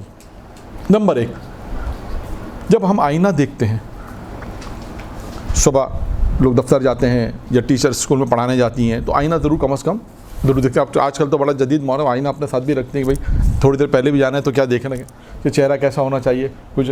تو آئینے کا کیا کام ہوتا ہے؟ نہیں, چہرہ تو دکھاتا ہے, نہیں عیب تو عیب بھی دکھاتا ہے, لیکن ایک اور نہیں عکس بھی دکھاتا ہے. ایک اور چیز, ہاں نہیں عیب یعنی کیا مطلب ہے, جو ہوتا ہے وہی دکھاتا, یعنی کم اور زیادہ. اس کا کیا مطلب ہے؟ اس کا مطلب یہ کہ جب آپ کسی میں کوئی عیب دیکھیں تو اس کو اتنا ہی بتائیں جتنا اس میں, ہاں نہیں آئینہ میں دیکھیں, آئینہ آپ نے دیکھا, آئینہ آپ نے جب دیکھا تو آپ کے فرض کریں چہرے پہ کچھ لگا ہے, جو جتنا آپ کے چہرے پہ جتنا لگا ہے آئینے نے اتنا ہی بیان کیا, اس کو زیادہ اور کم نہیں کیا. اس کا مطلب یہ ہے کہ اگر ایک مومن کسی مومن کو کوئی عیب بتا رہا ہے تو اس کو اتنا ہی بتائے جتنا اس میں ہے, یہ نہیں بڑا چڑھا کے بتائے یا اس کا کم کرے. نہیں, اگر کسی کی اصلاح کرنا چاہتا ہے تو اس کو آئینے کی مثال دی. یہ کہنا مقصد ہے کہ اگر کوئی کسی اصلاح کرے تو اس کو عیب کو بیان کرے اتنا ہی بیان کہ جتنا اس میں ہے. نمبر 1. نمبر 2, آئینہ آگے سے دکھاتا ہے, پیچھے سے نہیں دکھاتا. اس کا کیا مطلب ہے؟ ہاں اس کا مطلب ہے اگر کسی کی اصلاح کرنی ہے تو اس کے سامنے اور اکیلے میں, یہ بھی یاد رہے, ابھی آئے گا اس میں ایک پوائنٹ اور یہ بھی ہے کہ جب آپ آئینہ دیکھتی ہیں اور آئینہ آپ کو کچھ چہرے پہ کچھ لگایا جب بتاتا ہے تو شور نہیں بچاتا, خاموشی سے آپ کو پتہ چل جاتا آپ کے چہرے پر کیا رہے. اس کا مطلب کیا ہے کہ جب آپ کسی کو عیب دیکھیں کسی میں اور اس کی اصلاح کرنا چاہیں, تو اس طرح مت بتائیں کہ جیسے مثال کے طور پہ ابھی محفل میں کوئی بیٹھا ہے, کسی میں کوئی برائی ہے تو کسی کی اصلاح کر رہے ہیں تو پتہ چل رہا ہے سب کو پتہ نہیں, مجلس میں, محفل میں, کہیں بھی درس میں کسی کے کوئی برائی ہے, کسی میں کوئی چیز ہے, کسی کو ڈسکس کر رہے ہیں تو ایسا نہ ہو کہ سب کو وہ پتہ چلے کہ اچھا اس میں یہ برائی ہے, اس میں نہیں. آئینے کی جو بعض لوگوں نے 10 خصوصیات لکھی ہیں تو جن میں سے 2-3 میں نے آپ کے سامنے بیان کی. ایک آئینے کی اور خصوصیت یہی ہے کہ آئینے جب کب دکھاتا آئینہ, جب آئینے پہ اگر دھول ہوگی تو دکھائے گا. اس کا مطلب کیا ہے کہ آپ کو دھول کو, اس کا مطلب کیا ہے کہ پہلے انسان اپنے عیب کو دیکھے پھر دوسروں کو عیب کو جائے. دیکھیں یہ آئینے کے کوالٹیز ہیں. آئینہ خاموشی سے بتاتا ہے, آئینہ آگے سے بتاتا ہے, جتنا ہوتا ہے اتنا بتاتا ہے. آئینہ اپنے اندر ایک چیز آئینے کے اندر کیا ہے کہتے ہیں کہ آئینہ کینہ نہیں رکھتا, حسد نہیں کرتا, جو ہوتا بتا دیتا ہے. اس کا مطلب کہ انسان اپنے دل میں کینہ دوسروں کے لیے نہ رکھے, حسد نہ کرے, کینہ نہ رکھے. کینہ ہوتا ہے نا کہ دل میں رکھتا ہے, کہ آئینہ مومن ایک مومن کے لیے ایسا آئینے کی مانند ہے. اب آئینے کے دیکھیں کتنے خصوصیات بیان کی گئی ہیں, اس طرح مومن ایک دوسرے مومن کے لیے ہے. تو دیکھیں یہ ایک آئینے کے اندر یہ صلاحیت ہے تو دوسرے مومن میں کیسے نہیں ہو سکتی. پیغمبر نے جو تشبیہ دی ہے کہ مومن مومن کے لیے آئینہ, اس کا کیا مطلب ہے؟ یہ ایک دوسرے کے اس آئینے کے اندر یہ کوالٹیز ہے تو مومن میں یہ کوالٹی ہے کہ ایک دوسرے کے لیے آئینہ ہے. تو دیکھیں امام رضا علیہ السلام نے ارشاد فرمایا کہ اللہ کی ایک صفت مومن میں ہونی چاہیے تب اس کا ایمان کامل ہوگا. اور اس انسان, ہر انسان چاہتا ہے اس کا ایمان کامل ہو, تو پہلا کام کیا کرے؟ پہلا کام کرے کہ انسان اللہ کی صفت اپنے اندر رکھے. کون سی صفت رکھے؟ کہ عیبوں کو چھپائے. کسی کا عیب خدا نہ خواستہ کوئی بات انسان کو پتہ چل جائے تو اس کو انسان پردہ پوشی کرے. اس کے بعد دوسری صفت پر آتے ہیں. امام رضا نے فرمایا ایک صفت اللہ کی, ایک اس کے رسول کی. کہا امام رضا فرماتے ہیں جس طرح اس کے رسول کا اخلاق اچھا تھا, مومن کا اخلاق بھی اچھا ہونا چاہیے. آج آپ دیکھیں معاشرے کے کتنے مسائل ایسے ہیں جو ہمارے اخلاق پر مبنی, کتنے ایسے مسائل ہیں کہ صرف اور صرف اگر خدا نہ خواستہ انسان کسی بد اخلاقی کرتا ہے, بد تہذیبی کرتا ہے, جس کی بنا پر مسائل کھڑے ہو جاتے ہیں. اخلاق اگر اچھا ہوگا ٹھیک ہے, کسی نے کسی کو برا کہہ دیا, کسی نے بدتمیزی سے بات کی, برے الفاظ کہہ دیے, تو انسان اچھے اخلاق, آپ دیکھیں ائمہ معصوم علیہ السلام کی ساری یعنی سیرت, تمام معصومین کی سیرت کو اگر آپ دیکھیں, مطالعہ کریں تو آپ کو معصومین کی سیرت میں بہترین اخلاق نظر آئے گا. ہر معصوم کی سیرت میں یہ نظر آئے گا کہ کوئی آیا, اس نے بد تہذیبی کی, برے الفاظ کہے, امام علیہ السلام نے اس کو تحمل سے سنا, اس کا امام نے اس کا جواب دیا اچھے اخلاق طریقے سے. اور کئی واقعات ہیں, میں بیان نہیں کرنا چاہ رہا, آپ کے سنے میں ہوں گے. ایک واقعہ میں پیغمبر کا بیان کرنا چاہتا ہوں. دیکھیے پیغمبر اسلام نے کتنے اچھے اخلاق سے اس کو اچھا اخلاق کا مظاہرہ کیا کہ جس کی بنا پر پیغمبر نے درس بھی دیا لوگوں کو. ایک شخص پیغمبر کی خدمت میں آیا اور اس نے پیغمبر کو جو آج ہم کہتے ہیں کھیرا جسے ہم کہتے ہیں سبزی ہے نا کھیرا جیسے کھایا جاتا ہے, وہ پیغمبر اسلام کی خدمت میں پیش کیا اور صحابی بھی بیٹھے ہوئے. اچھا اب جب چیز کوئی آتی ہے کھانے کی, عموماً ہمارا بھی یہ رواج ہے, جب ہم کوئی کہتا ہے جیسے تو ہم کیا کہتے ہیں بسم اللہ آپ لیں. پیغمبر اسلام نے پہلا اسے چکھا اور چکھنے کے بعد پیغمبر اسلام نے کسی کو تعارف کے طور پہ بھی نہیں کہا کہ آپ کھائیے, کسی سے بھی نہیں کہا, بلکہ پیغمبر اسلام سارے کے سارا کھا گئے. اور جب پیغمبر سارا کھا گئے تو پھر لوگوں کو تعجب ہوا کہ اللہ کے رسول کا یہ اخلاق تو نہیں تھا. اللہ کے رسول جب بھی کوئی چیز آتی تھی تو ہمیشہ ہمیں بھی دیتے تھے, شیئر کرتے تھے, اس کے بعد پھر کھا لیتے تھے. یہ کیا عجیب ماجرا ہے کہ اللہ کے رسول نے اس سے پہلا چکھا, چکھنے کے بعد سارا کھا کے ہم سے پوچھا بھی نہیں. اچھا اب دیکھیں ایک موضوع آئے گا, اسے کہتے ہیں بدگمانی. اب موقع ملا, دیکھیں وقت کے آخر تک اگر آ گیا آئے گا, اسے کہتے ہیں بدگمانی, جو نہیں ہونی چاہیے. انسان سامنے کچھ دیکھ رہا ہے تو اچھا خیال کرے. وہ ایک الگ موضوع بدگمانی کا, انہوں نے بدگمانی کی کہ اللہ کے سارا کھا کے ہم سے پوچھا بھی نہیں, ہمیں آفر بھی نہیں کی. براکے پھر انہوں نے کسی نے ایک سوال کیا اللہ کے رسول سے, کہ اللہ کے رسول سے کہا اللہ کے رسول آیا, آپ نے سے چکھا, سارا آپ کھا گئے, آپ نے ہم سے پوچھا بھی. اب دیکھیے اللہ کے رسول نے کیا جواب دیا. اللہ کے رسول نے کہا کہ جب میں نے اسے چکھا تو یہ بہت کڑوا تھا, بہت کڑوا تھا, اور میں اس لیے سارا کھا گیا کہ اگر میں تم میں سے کسی کو دیتا تو تم کھاتے جیسے چکھتے اور یہ کہتے کتنا کڑوا ہے, کہہ کے جب تھوک دیتے تو لانے والا اپنی توہین محسوس کرتا. دیکھیے یہ اخلاق کا مظاہرہ ہے. ہمارے استاد نے ایک جملہ کہا کہ جتنے بھی اخلاق کے پہلو ہیں تمام کے تمام پیغمبر اسلام میں. کوئی ممکن نہیں ہے کہ کوئی اخلاق کا ایسا پہلو, کوئی اخلاق کی ایسی صفت کہ کسی اور میں ہو اللہ کے رسول میں نہ ہو, کا ممکن نہیں ہے. تمام کے تمام اچھی صفات, تمام کے تمام اچھی صفات, اچھے پہلو رسول خدا میں ہوں گے. تو آپ دیکھیے یہ ایک اخلاق کا نمونہ ہے کہ کتنا خیال کر رہے ہیں. پہلے جو واقعہ میں نے آپ کو بیان کیا نیند کے متعلق تھا, چھوٹی چیز تھی نا, ایک چھوٹا سا تحمل تھا کہ اس چھوٹے سے تحمل کی وجہ پر اس کے چہرے پر نور آ گیا تھا. یہاں پر بھی دیکھیں اچھا اخلاق ہے. یہ اخلاق معاشرے میں برائیاں کیوں ہیں؟ اس لیے کہ ہم نے خود بھی اچھا اخلاق شاید پیش نہیں کیا, تحمل نہیں کیا اور تربیت بھی نہیں کی, جس کی بنا پہ ہم شکایتیں سنتے ہیں معاشرے میں, مسجد میں, مختلف جگہ پر, سماج میں اپنے. تو لہٰذا اہم ترین چیز ہے کہ انسان اچھے اخلاق سے بات کرے, اچھے برتاؤ اچھا کرے اور بچوں کو اچھی تربیت دے. اخلاق کی بالخصوص اسی طرح بہت ساری چیزیں ایسی ہیں کہ جو شاید لوگوں کے علم میں نہیں ہیں, جس کی بنا پر شاید مشکلات پیش آتی ہیں. تو خیر پہلی صفت کیا بنی مومن کے ایمان کی؟ نمبر 1 مومن کے اللہ, امام رضا سے کہا کہ جس طرح اللہ دوسروں کے عیبوں کو چھپاتا ہے مومن بھی دوسروں کے عیبوں کو چھپائے. اس کے بعد دوسری صفت مومن میں کیا ہو؟ اخلاق اچھا. تیسری صفت ایک اللہ کی, ایک تیسری صفت کس کی ہے؟ ایک اللہ کی ہوگی, ایک اس کے رسول کی, ایک وسیع کی. امام رضا فرماتے ہیں جس طرح اللہ کے رسول کے وسیع کے پاس صبر تھا مومن کے پاس بھی صبر ہونا چاہیے. 3 صفتیں انسان کے ایمان کو کامل کرتی ہیں. یہ ایمان کی حد تک میں نے آپ کے سامنے بیان کیا, کیونکہ اب میں مزید اس میں واقعات بیان نہیں کر رہا ہوں کیونکہ بات چیزیں رہ جائیں گی, کیونکہ وقت بہت ہی کم ہے. اب آئیے ایمان کے اوپر ہے, یہ ایمان تھا. اب آئیے عقل کے اوپر کہ دیکھیے یہ انسانی جو عقل ہے یہ اللہ کو کیسے پہچانتی ہے. ایک روایت میں کہ انسانی عقل کے 3 حصے ہیں اور وہ 3 حصے کے الگ الگ کام ہیں. اطاعت کرنا, معرفت پروردگار, یہ اسی عقل کا کام ہے. تاریخ میں تو یہ واقعہ معلوم نہیں کہاں پر ہے, ہم نے تو اہل منبر سے اس واقعے کو سنا جو میں آپ کے سامنے بیان کر رہا ہوں. ایران کے اندر ایک اہل علم نے اس واقعے کو بیان کیا.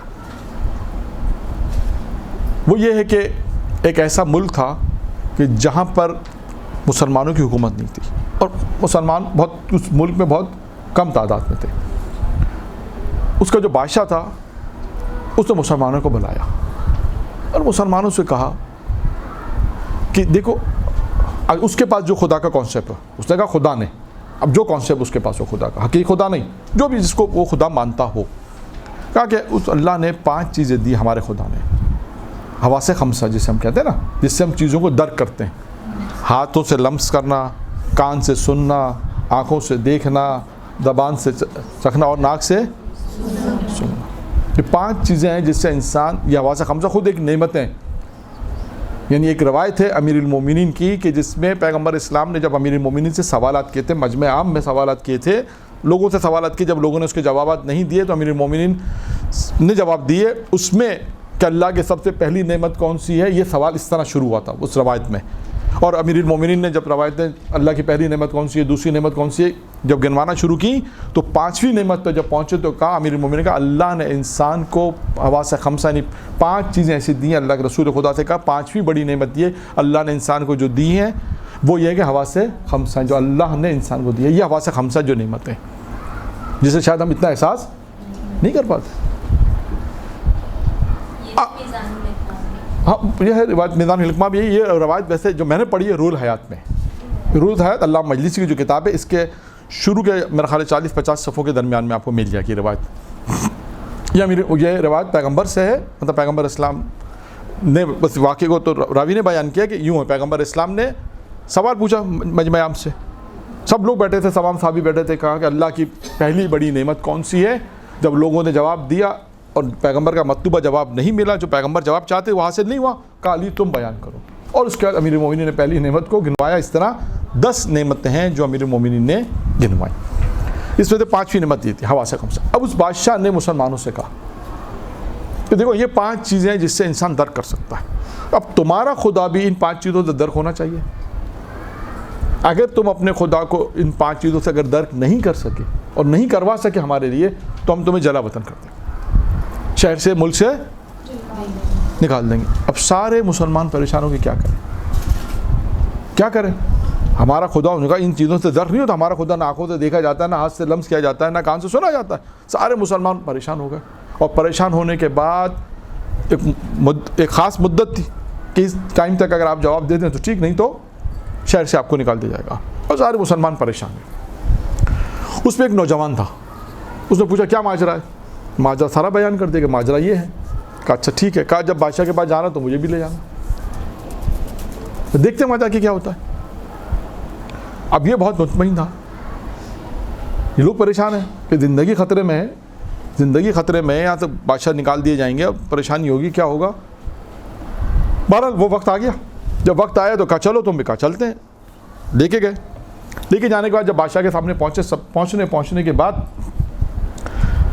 اس نوجوان نے کہا بادشاہ سے کہ دیکھیں حضور یہ لوگ تو جواب دیتے رہیں گے، یعنی یہ مسلمان آئے یہ تو جواب دیتے رہیں گے، لیکن آپ میرے پہلا ایک سوال کا جواب دے دیجیے.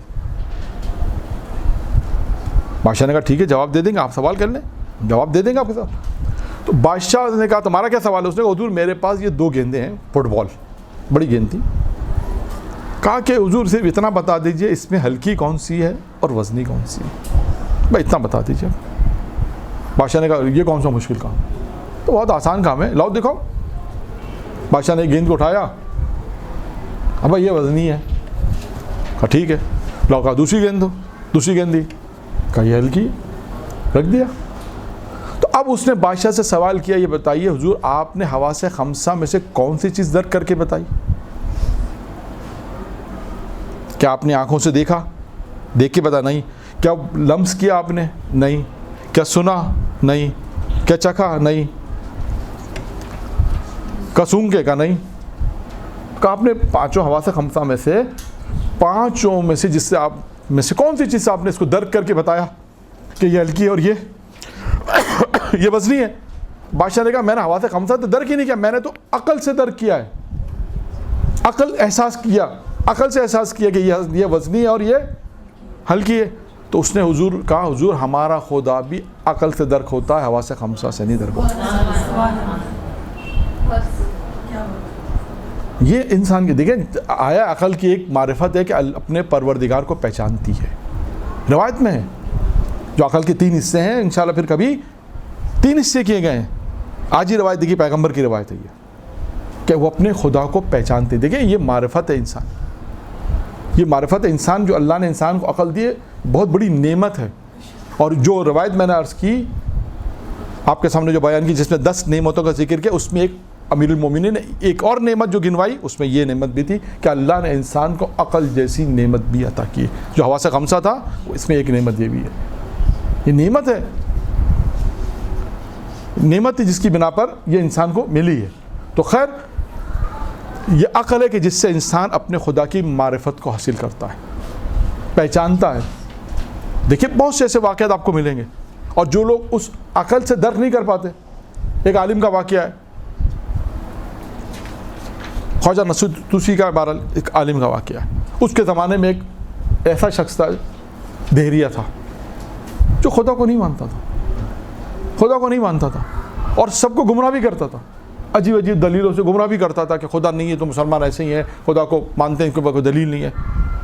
تو اس عالم دین نے کہا کہ ٹھیک ہے ایسا کرتے ہیں کہ ایک وقت ہم مقرر کرتے ہیں، میں آپ کو وجود خدا پہ دلیل دوں گا، میں آپ کو وجود خدا پہ دلیل دوں گا، اور اس کے بعد پھر ہم مباحثہ کریں گے. اس نے کہا ٹھیک ہے. ایک خاص وقت طے ہو گیا، اور یہ عالم جو تھے یہ وقت پر نہیں پہنچے. اچھا اب جب وقت پہ نہیں پہنچے تو وہاں مجمع لگا ہوا ہے، وہ آدمی پہلے پہنچا ہوا ہے دہریہ، تو کیا کہہ رہا ہوگا؟ سوچیں آپ کیا ہو رہا ہے. جیسے اگر فرض کریں اگر کسی کو مناظرہ ہوتا ہے، جو اگر کوئی نہ آ سکے تو کیا ہوتا ہے، کہتے ہیں کہ یار ان کے پاس کون سے علم ہوگا، ان کے دلیلیں نہیں ہوں گی تبھی تو نہیں آ رہے، آتے تو ٹائم پر آ جاتے. اب یہ گفتگو ہوتے ہوتے وہ دیر سے پہنچے، جو پتہ ہے گفتگو ہونے دو. یا عالم جو ہے وہ دیر سے پہنچے. دیر سے پہنچنے کے بعد اس نے کہا کہ آپ تو دیر سے پہنچے. اصل میں وجہ یہ تھی کہ سارا مجمع جو ہے نا ایک عجیب منظر دیکھ رہا تھا، میں بھی وہ دیکھنے رک گیا. اس نے کہا کیا مجمع دیکھ رہا؟ اس نے کہا مجمع یہ دیکھ رہا تھا کہ ایک کشتی ہے، ایک کشتی ہے جس میں کوئی چلانے والا نہیں ہے، لیکن سمندر کے دریا کے ایک کنارے سے لوگوں کو بٹھاتی تھی اور اتار دیتی تھی دوسرے کنارے پہ. پھر لوگ اتر جاتے تھے، پھر کشتی اس کنارے پہ آ جاتی تھی. تو یہ لوگ منظر دیکھ رہے تھے تو مجھے بھی دیکھنے میں لطف آ رہا تھا، تو میں بھی دیکھ رہا تھا، اس لیے مجھے آنے میں دیر ہو گئی.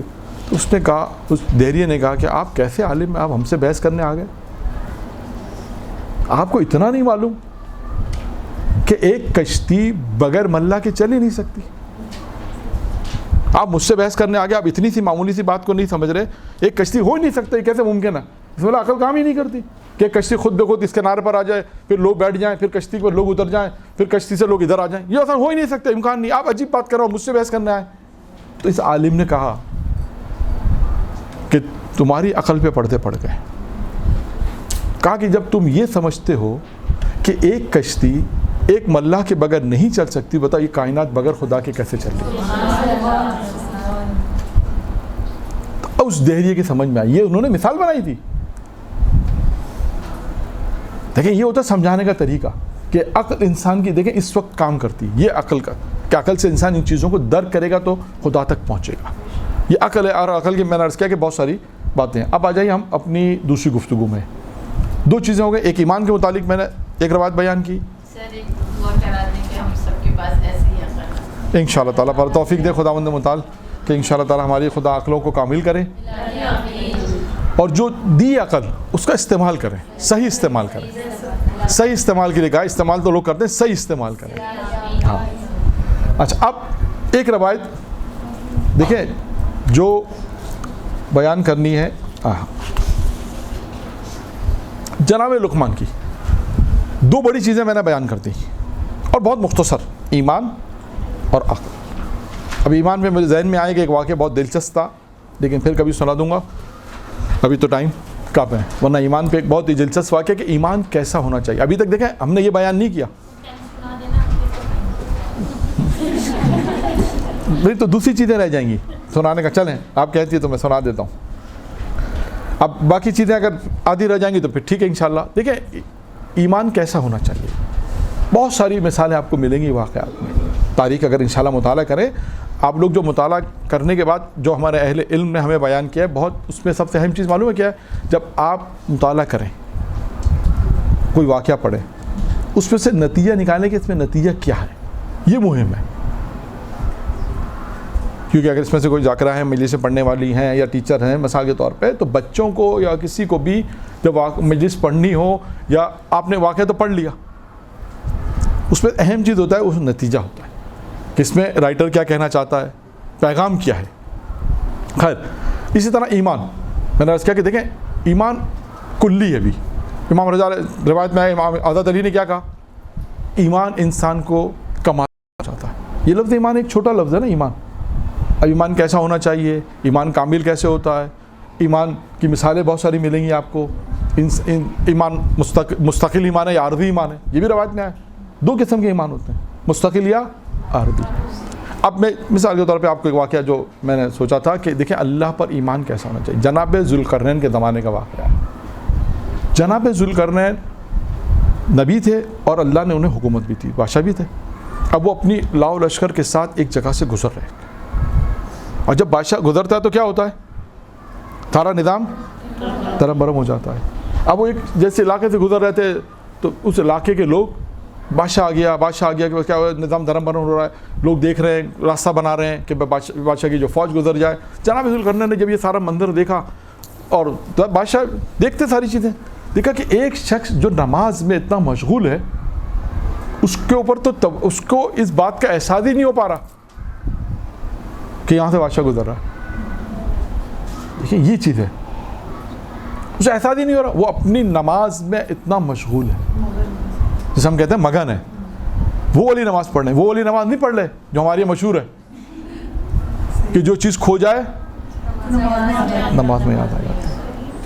دیکھیں نماز کی بھی فضیلت اپنے مقام پر ہے، نماز کی بھی اپنی فضیلت ہے. نماز کس طرح پڑھنی چاہیے. پاکستان کے ایک مشہور عالم دین آیت اللہ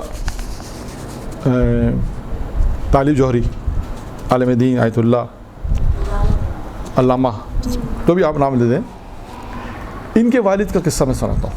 نماز کا ذکر آیا تو میں نے کہا سنا دوں. دیکھیں نماز کی منزلت کیا ہے. ارادہ نہیں تھا میرا، لیکن بات نماز کی آئی تو میں نے کہا یہ قصہ بھی آپ کے سماعت ہو جائے کہ نماز کی اہمیت کیا ہے. ہندوستان سے آنے کے بعد ان کے والد کا نام کیا تھا؟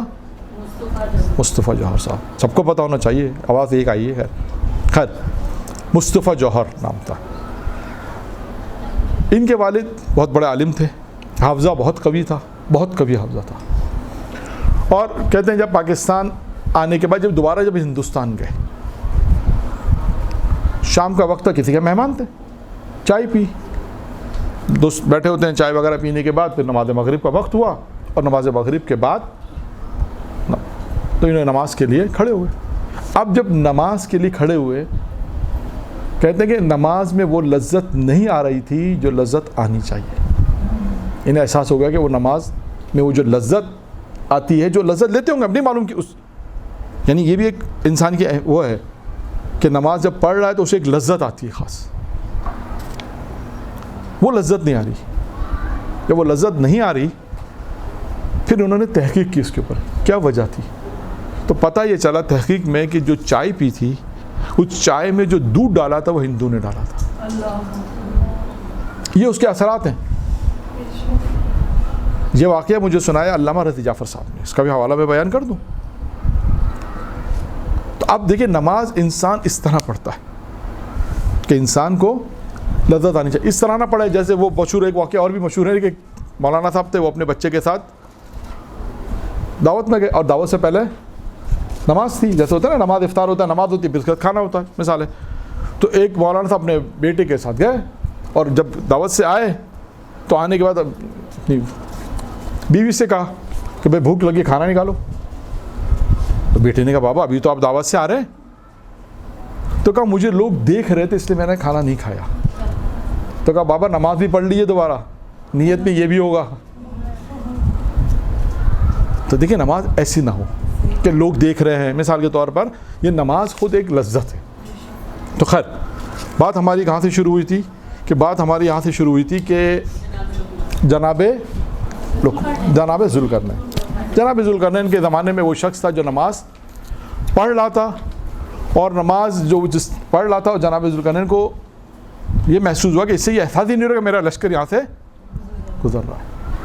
जब उसकी नमाज ख़त्म हो गई और जब नमाज मुकम्मल हो गई, तो उसके बाद जनाब ज़ुल्करनैन ने उससे कहा, ये सुनने वाला वाक़या है तवज्जो के साथ, जैसे ज़ाकिर कहते हैं ना एक एक जुमला कीमती है। जनाब ज़ुल्करनैन ने उससे कहा कि इतना बड़ा मेरा लश्कर यहाँ से गुजरा, तुझे एहसास ही नहीं हुआ? लोग इधर उधर हो गए, निज़ाम धर्म भरम हो गया, और तुझे बिल्कुल भी पता नहीं चला। उसने जुमला क्या कहा? उसने कहा कि मैं जिसकी इबादत कर रहा था ना, उसका लश्कर आपसे बड़ा है। तो ये है मारिफत परवरदिगार, ये अल्लाह पर ईमान ऐसा, जिसे हम कहते हैं ईमान कैसा हो, ये ईमान की मिसाल है। ये अल्लाह पर ईमान ऐसा हो। जवाब देखिए कैसा दिया, का जिसकी मैं इबादत कर रहा था उसका लश्कर तेरे लश्कर से बड़ा लश्कर है। अब जनाब ज़ुल्करनैन ने कहा कि ये तो बहुत पढ़ा लिखा आदमी हमारी समय में, मारिफत वाला आदमी, से अपने लश्कर में साथ रखते हैं भाई। उसको ऑफ़र दी, जैसे आजकल होता है ना कि बहुत अच्छा आदमी पढ़ा लिखा मिल जाए तो फ़ौरन कंपनी ऑफ़र दे देती है, हमारे पास आ जाओ, हम अच्छी सैलरी देंगे, अच्छा पैकेज देंगे, आपको छुट्टियाँ भी देंगे, गाड़ी भी देंगे, लोन भी देंगे, हर चीज़ देंगे। तो जनाब लुकमान ने, जनाब ज़ुल्करनैन ने कहा कि भाई आप हमारे साथ चलें, हमारे लश्कर में शामिल हो जाओ। उसने कहा नहीं, देखा आप मुझे 4 चीज़ों की ज़मानत दें। कितनी चीज़ों की? 4 चीज़ों की ज़मानत दे दें, मैं आपके साथ आ जाता, मुझे कोई अर्ज नहीं आपके साथ आने में, अब हमें ज़मानत दे दें 4 चीज़ों की। कहा ठीक है, का बयान करो कौन सी 4 चीज़ें हैं। कहने लगे कि पहली चीज़ ऐसी है, पहली है कि पहली ज़मानत कि ऐसी नेमत दो, ऐसी नेमत जो ख़त्म ना होने वाली हो। आप मुझे ज़मानत दें ऐसी नेमत की कि जो कभी ख़त्म ना होने वाली हो। का ऐसी ज़िंदगी जिसमें मौत ना हो, ऐसी क़ुव्वत जिसमें ज़ाफ़ ना हो, और चौथी चीज़ कि ऐसी जवानी जिसमें बड़ा पीरी ना हो। कहा मुझे इन 4 चीज़ों की ज़मानत दे दें, मैं आपके पास चाहता हूँ। तो जनाब ज़ुल्करनैन ने कहा भाई मैं तो ज़मानत नहीं दे, ऐसी नेमत की ज़मानत ऐसी नेमत की ज़मानत मैं नहीं दे सकता कि जो ज़वाल पसीर ना हो। हर नेमत ज़वाल पसीर होती है, मैं ज़मानत नहीं दे सकता इन 4 चीज़ों की। तो उन्होंने जवाब में क्या कहा कि मैं जिस खुदा की इबादत करता हूँ वो कुदरत रखता है इन चीज़ों की। देख इसे कहते हैं ईमान अल्लाह पर, इसे कहते हैं मारिफत परवरदिगार, जिसे हम कहते हैं। ये है मारिफत, ये इंसान की मारिफत। इस ये कहते हैं ना अल्लाह पर ईमान, ये है अल्लाह की, अल्लाह पर इस तरह का ईमान इंसान का होना चाहिए।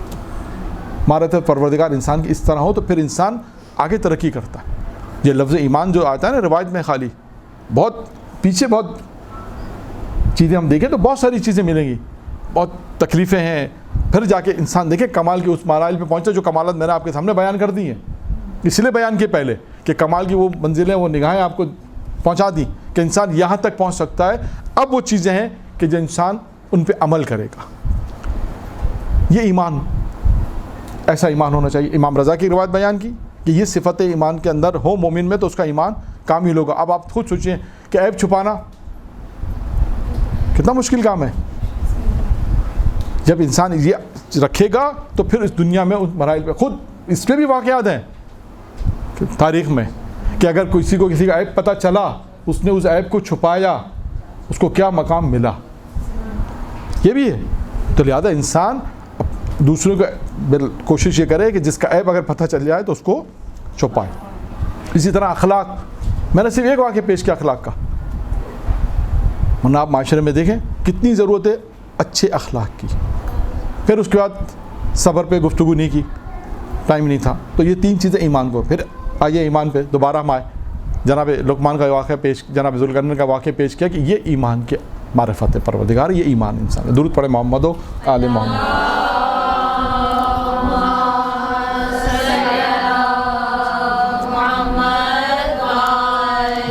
खत्म हो गया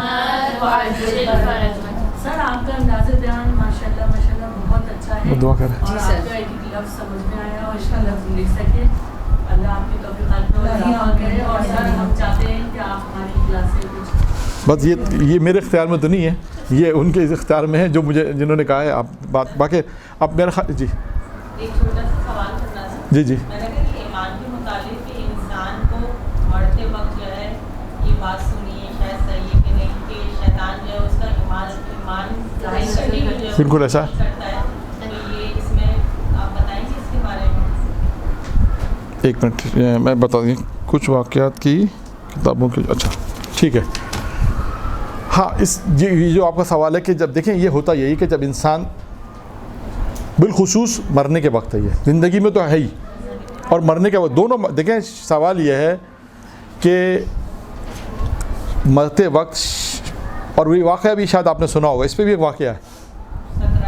हाँ नहीं, इस पर सकरात मौत तो ख़ुद एक चीज़ है, लेकिन इस पर भी एक वाक़या ये है कि सकरात मौत के वक्त दुनिया में जिन चीज़ों से इंसान मोहब्बत करता है ना, मरते वक्त शैतान वो चीज़ सामने लेकर आता है। एक शख्स का वाक़या है। अच्छा आपका सवाल मैं समझ गया, लेकिन मैं इस वाक़े को बयान करता हूँ। अच्छा अब पहले तो ये कि हमारी गुफ्तगू ख़त्म हो गई, ठीक है, जो चीज़ें रह गई हैं देखेंगे, इसको फिर बाद में बयान कर लेंगे, मौका मिला नहीं तो फिर देखते हैं क्या होता है। हमारी गुफ्तगू सिर्फ 2 चीज़ों में हमने बयान किया, बाकी ज़बान कल्ब ये सारी चीज़ें रहती हैं, वो इंशाल्लाह फिर बाद में बयान करेंगे।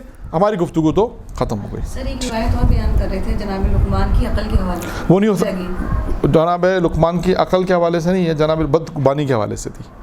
जब बदगुमानी का जिक्र आया था, जब मैंने पैगंबर का जो वाक़या बयान किया था ना कि उन्होंने बदगुमानी, तो बदगुमानी में मैंने कहा था कि वो आएगी बात, वो जनाब लुकमान में आएगी। जी तो वो बयान कर दीजिएगा। अच्छा चले वो फिर बयान कर देंगे, वरना वो ऐसी चीज़ें कि जो इसमें टाइम लगेगा। मतलब वैसे तो रवायत बयान हो जाएगी, लेकिन एक होता है ना रवायत बयान करके उसके बैकग्राउंड के अंदर बयान की जाती है, फिर उसको एक ही चीज़ समझाने के साथ इस तरह।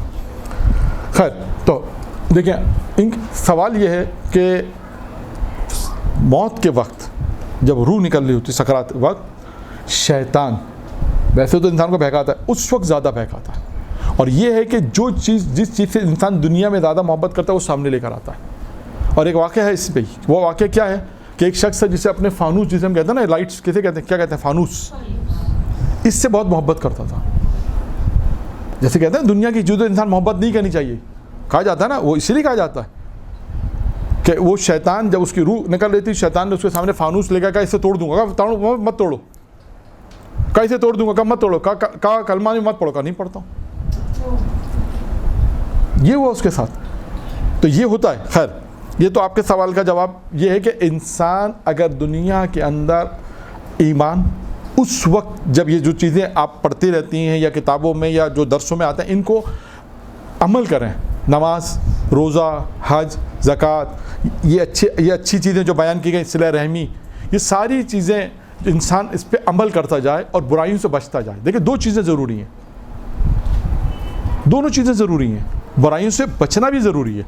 कोई ये कहे कि मैं बुराई से नहीं बचता, मेरे पास खुद एक शख्स आया था, कहने का मौलाना मैं नमाज नहीं पढ़ता हूँ, रोज़ा नहीं रखता हूँ, देखिए मैं किसी को दर्द, किसी को मैं तकलीफ़ भी नहीं देता हूँ, मैं किसी को माल भी नहीं खाता हूँ। फिर मैंने अल्हम्दुलिल्लाह एक तौफीक हुई खुदा से हमें कि एक मिसाल जहन में आई, तो उसको एक मिसाल दी। मैंने कहा आप अगर बीमार हो जाएँ, तबीब के पास जाएँ, तो तबीब आपको क्या करता है, दवा देता है, और उसके बाद क्या कहता है, ये खाना है, ये नहीं खाना, दवाइयाँ खानी है, गला खराब है तो ठंडा पानी नहीं पीना, आइसक्रीम नहीं खानी। लेकिन मैं कहूँ ठीक है, मैं कहूँ मैं ठीक है, मैं कहूँ मैं आइसक्रीम नहीं खाऊंगा, लेकिन दवा भी ना खाऊँ, कहा ठीक है मैं आइसक्रीम नहीं खा रहा हूँ, लेकिन अगर मैं दवा भी ना खाऊँ तो मसला हल नहीं होगा। तो मसला कब हल होगा, मैं दवाइयाँ भी खाऊँ और साथ साथ परहेज़ भी करूँ, तो इंसान का गला उस वक्त सही हो। इसी तरह तो सही होगा तो इंसान सेहतियाब हो जाएगा। इसी तरह अल्लाह क्या तमाम वाजिबात की अदायगी है, तमाम गुनाहों से अपने आप को बचाना है। ये 2 चीज़ें हैं तो इंसान आगे तरक्की की तरफ बढ़ेगा। फिर उसके बाद वो चीज़ें जो वाजिब नहीं है, बस बहुत सी चीज़ें, लेकिन फिर भी इंसान करे। नमाज़ शब वाजिब नहीं है लेकिन पढ़े। मिसाल दे रहा हूँ, जैसे भी सिले रहमी का आया या जैसे तहम्मुल का आया, मैंने 2-4 वाक़यात तहम्मुल के बयान किए। मिसाल के तौर पे बहुत सारी चीज़ें आएंगी, वाक़यात अगर आएंगे तहम्मुल के बाद आएंगे। इसी तरह बहुत सारी चीज़ें, ऐब का आया, ऐब छुपाने, ये सब चीज़ें जब इंसान प्रैक्टिकल लाइफ में आएगा ना, और अब इन चीज़ों को इंसान अपनाएगा, तो फिर वो इंसान उस मराहिल पे आहिस्ते पहुँचेगा, तो फिर शैतान नहीं बहेगा। अब इंशाल्लाह अब देखिए, मुझे नहीं मालूम कब दोबारा मौका मिलता है, वरना एक खातून का वाक़या जनाब ईसा के ज़माने का, ख़ुद शैतान जनाब ईसा ने कहा, उसमें 7 पॉइंट हैं, उस वाक़े में उस 7 पॉइंट हैं। इंशाल्लाह फिर मैंने कहा ना, नहीं मालूम कब मौका मिलता है, اس درس کا جو میرا عنوان میں نے جو رکھا تھا, جو ایک جگہ درس دیا تھا, اس کا عنوان رکھا تھا صاحب کرامت کیسے بنے. آج کا تھا صاحب کمال کیسے بنے. ایک ہی چیز ہے, کرامت کمال, لیکن بہرحال تھوڑا سا اس کو. اور اس 7 پوائنٹس کیا ہیں وہ ایک سوال ہے. اور خود جناب عیسیٰ نے اس عورت سے کہا, عورت تھی, وہ عورت تھی, جناب عیسیٰ نے اس کے شوہر سے کہا کہ یہ 7 خصوصیت اس کے اندر ہے جس کی وجہ سے شیطان اس پہ تسلط نہیں کر سکتا. اب وہ ابھی مجھے مثال کے طور پہ میں 1-2 چیزیں آپ کو بتا دوں. اس میں ایک چیز کیا ہے, مثال کے طور پہ سمجھانے کے لیے صرف کہا کہ یہ عورت جو ہے نا, اس عورت نے خود ایک پورا واقعہ ہے. اور اس کے بعد اس عورت نے کہا, جب جناب عیسیٰ نے پوچھا تو اس نے کہا کہ میرے اندر ایک خصوصیت یہ ہے کہ میں آخرت کو ترجیح دیتی ہوں, دنیا کو ترجیح نہیں دیتی. اب اسی طرح اس نے باقی چیزیں بیان کی. آپ کا جو سوال ہے وہ یہ کہ ہم اس مرحلے پر کیسے آئیں کہ شیطان ہمیں نہ بہکائے, یہی سوال ہے نا آپ کا, یہی سوال تھا آپ کا. تو اب اس مرحلے پر انسان اس دنیا کے اندر ان تمام چیزوں کو اچھی طرح سے ہضم کرے, تمام واجبات کی ادائیگی, تمام حرام سے اپنے آپ کو بچانا, تمام اچھے کاموں کو انجام دینا, بہت سی چیزوں کو تحمل کرنا جو انسان کے لیے مشکل کام ہے. صاحب کرامت بننے کے لیے جو 5 چیزیں جناب عیسیٰ کا قصہ میں نے بیان کیا, وہ چیزیں انسان کے اندر آئیں تو انسان صاحب کرامت بنتا ہے. اسی طرح بہت ساری چیزیں, خوف خدا رکھنا, گناہوں سے اپنے آپ کو بچانا ایک الگ ہے خوف خدا. ابھی مثال کے طور پہ ابھی ہمارے معاشرے میں آپ دیکھیں آج بھی شادیاں کیسی ہوتی ہیں, ابھی مہندی کی رسم کیسی ہوتی ہے, فل حرام کام ہوتا ہے جسے ہم کہتے ہیں, بہت سے کام حرام ہوتے ہیں. اب وہ ساری چیزیں جو آپ نے اتنے سال محنت کی وہ چلی گئی. اور ہم معاشرے میں یہ کہتے ہیں کہ بچہ ایک ہے, لڑکی ایک ہے, کیا کریں, اللہ نے ایک ہی بیٹا دیا ہے, ان کی خواہش ہے. اب یہ سب چیزیں جو اتنے سالوں سے محنت کی وہ فوراً چلی جاتی. تو انسان تمام واجبات کی ادائیگی کے ساتھ عمل, پریکٹیکلی زندگی میں جو عمل ہے نا وہ بہت مہم ہوتا ہے, وہ بہت مہم ہے. وہ انسان آہستہ حاصل کرتا ہے.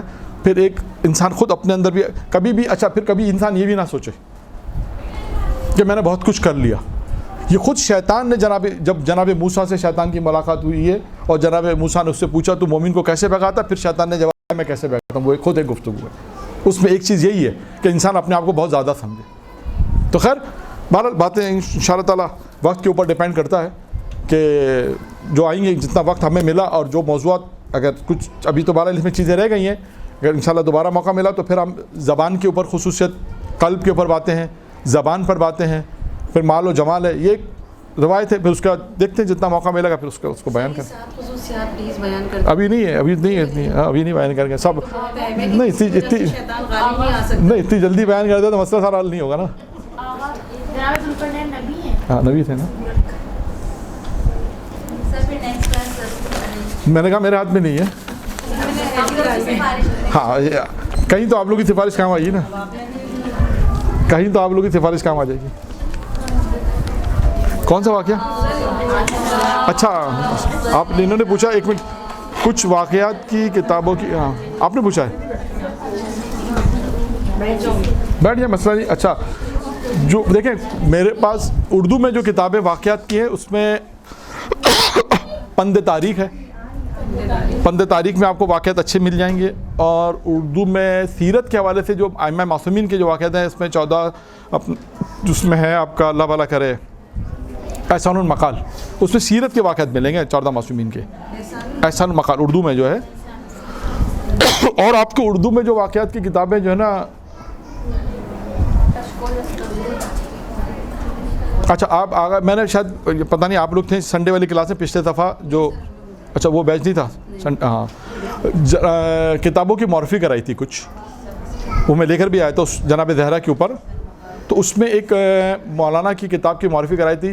مولانا ہے قم میں پڑھتے ہیں, علی افضل زیدی صاحب, ان کی کتابیں اس پہ واقعات آپ کو بہت مل جائیں گے. علی افضل زیدی قمی, محمد علی بک ڈپو پر ان کی کتابیں ملتی ہیں سولجے بازار میں. کشکول زیدی کے نام سے ہے, آخری 7 واقعات, انسان 7 واقعات. پھر ان کی تحفہ سائمین کے نام سے کتاب ہے, شرح حدیث قصہ پر ہے. اور اس کے بعد والد کی نصیحت بیٹے کو ہے. پھر پند آموز سبق اس کے اوپر ہے. پھر ایک کتاب ہے 5 داستان یعنی 100 موضوع داستان, یہ اردو میں بھی ہے. ایک تو فارسی سے ترجمہ ہوئی ہے وہ الگ ہے, یہ علی افضل, ہاں وہ الگ ہے, یہ علی افضل قمی صاحب نے الگ لکھی ہے. سر علیم شیخ نے ہمیں پوری لائبریری کی بکس کے بارے میں پوری لسٹیں تیار کی ہیں, پتہ نہیں انہوں نے کیوں ایسے سوال کر لیا. نہیں تو الگ الگ ہے, مجھے نہیں معلوم کہ انہوں نے کس کا بتایا, میں جو بتا رہا ہوں شاید اس میں نہیں ہوں گی وہ. نہیں سر تقریباً نہیں علی افضل قمی کی ہیں کتابیں, نہیں ہوں گی, اس لیے کہ دیکھیں انہوں نے صرف واقعات کا پوچھا, میں صرف واقعات کی کتابیں بتا رہا ہوں. میں نے بتایا نا علی افضل قمی صاحب کی جو کتابیں گنوائیں آپ کو لکھوائیں, ان کی 12 کتابیں ہیں تقریباً. ہاں ان کی کتابوں میں آپ کو واقعات بھرپور ملیں گے, پند تاریخ میں اور باقی ان کی کتابوں میں واقعات آپ کو بھرپور. مقصد یہ ہے کہ ہم یہ بھی ان میں ایڈ کریں. ہاں ایڈ کریں, بالکل ایڈ کریں. اب آپ لوگ مجلسیں پڑھتی ہیں, مجھے نہیں معلوم یا سب پڑھتی ہیں تقریباً. اچھا نہیں, یہ تو اچھی بات ہے, میں اس لیے پوچھ رہا ہوں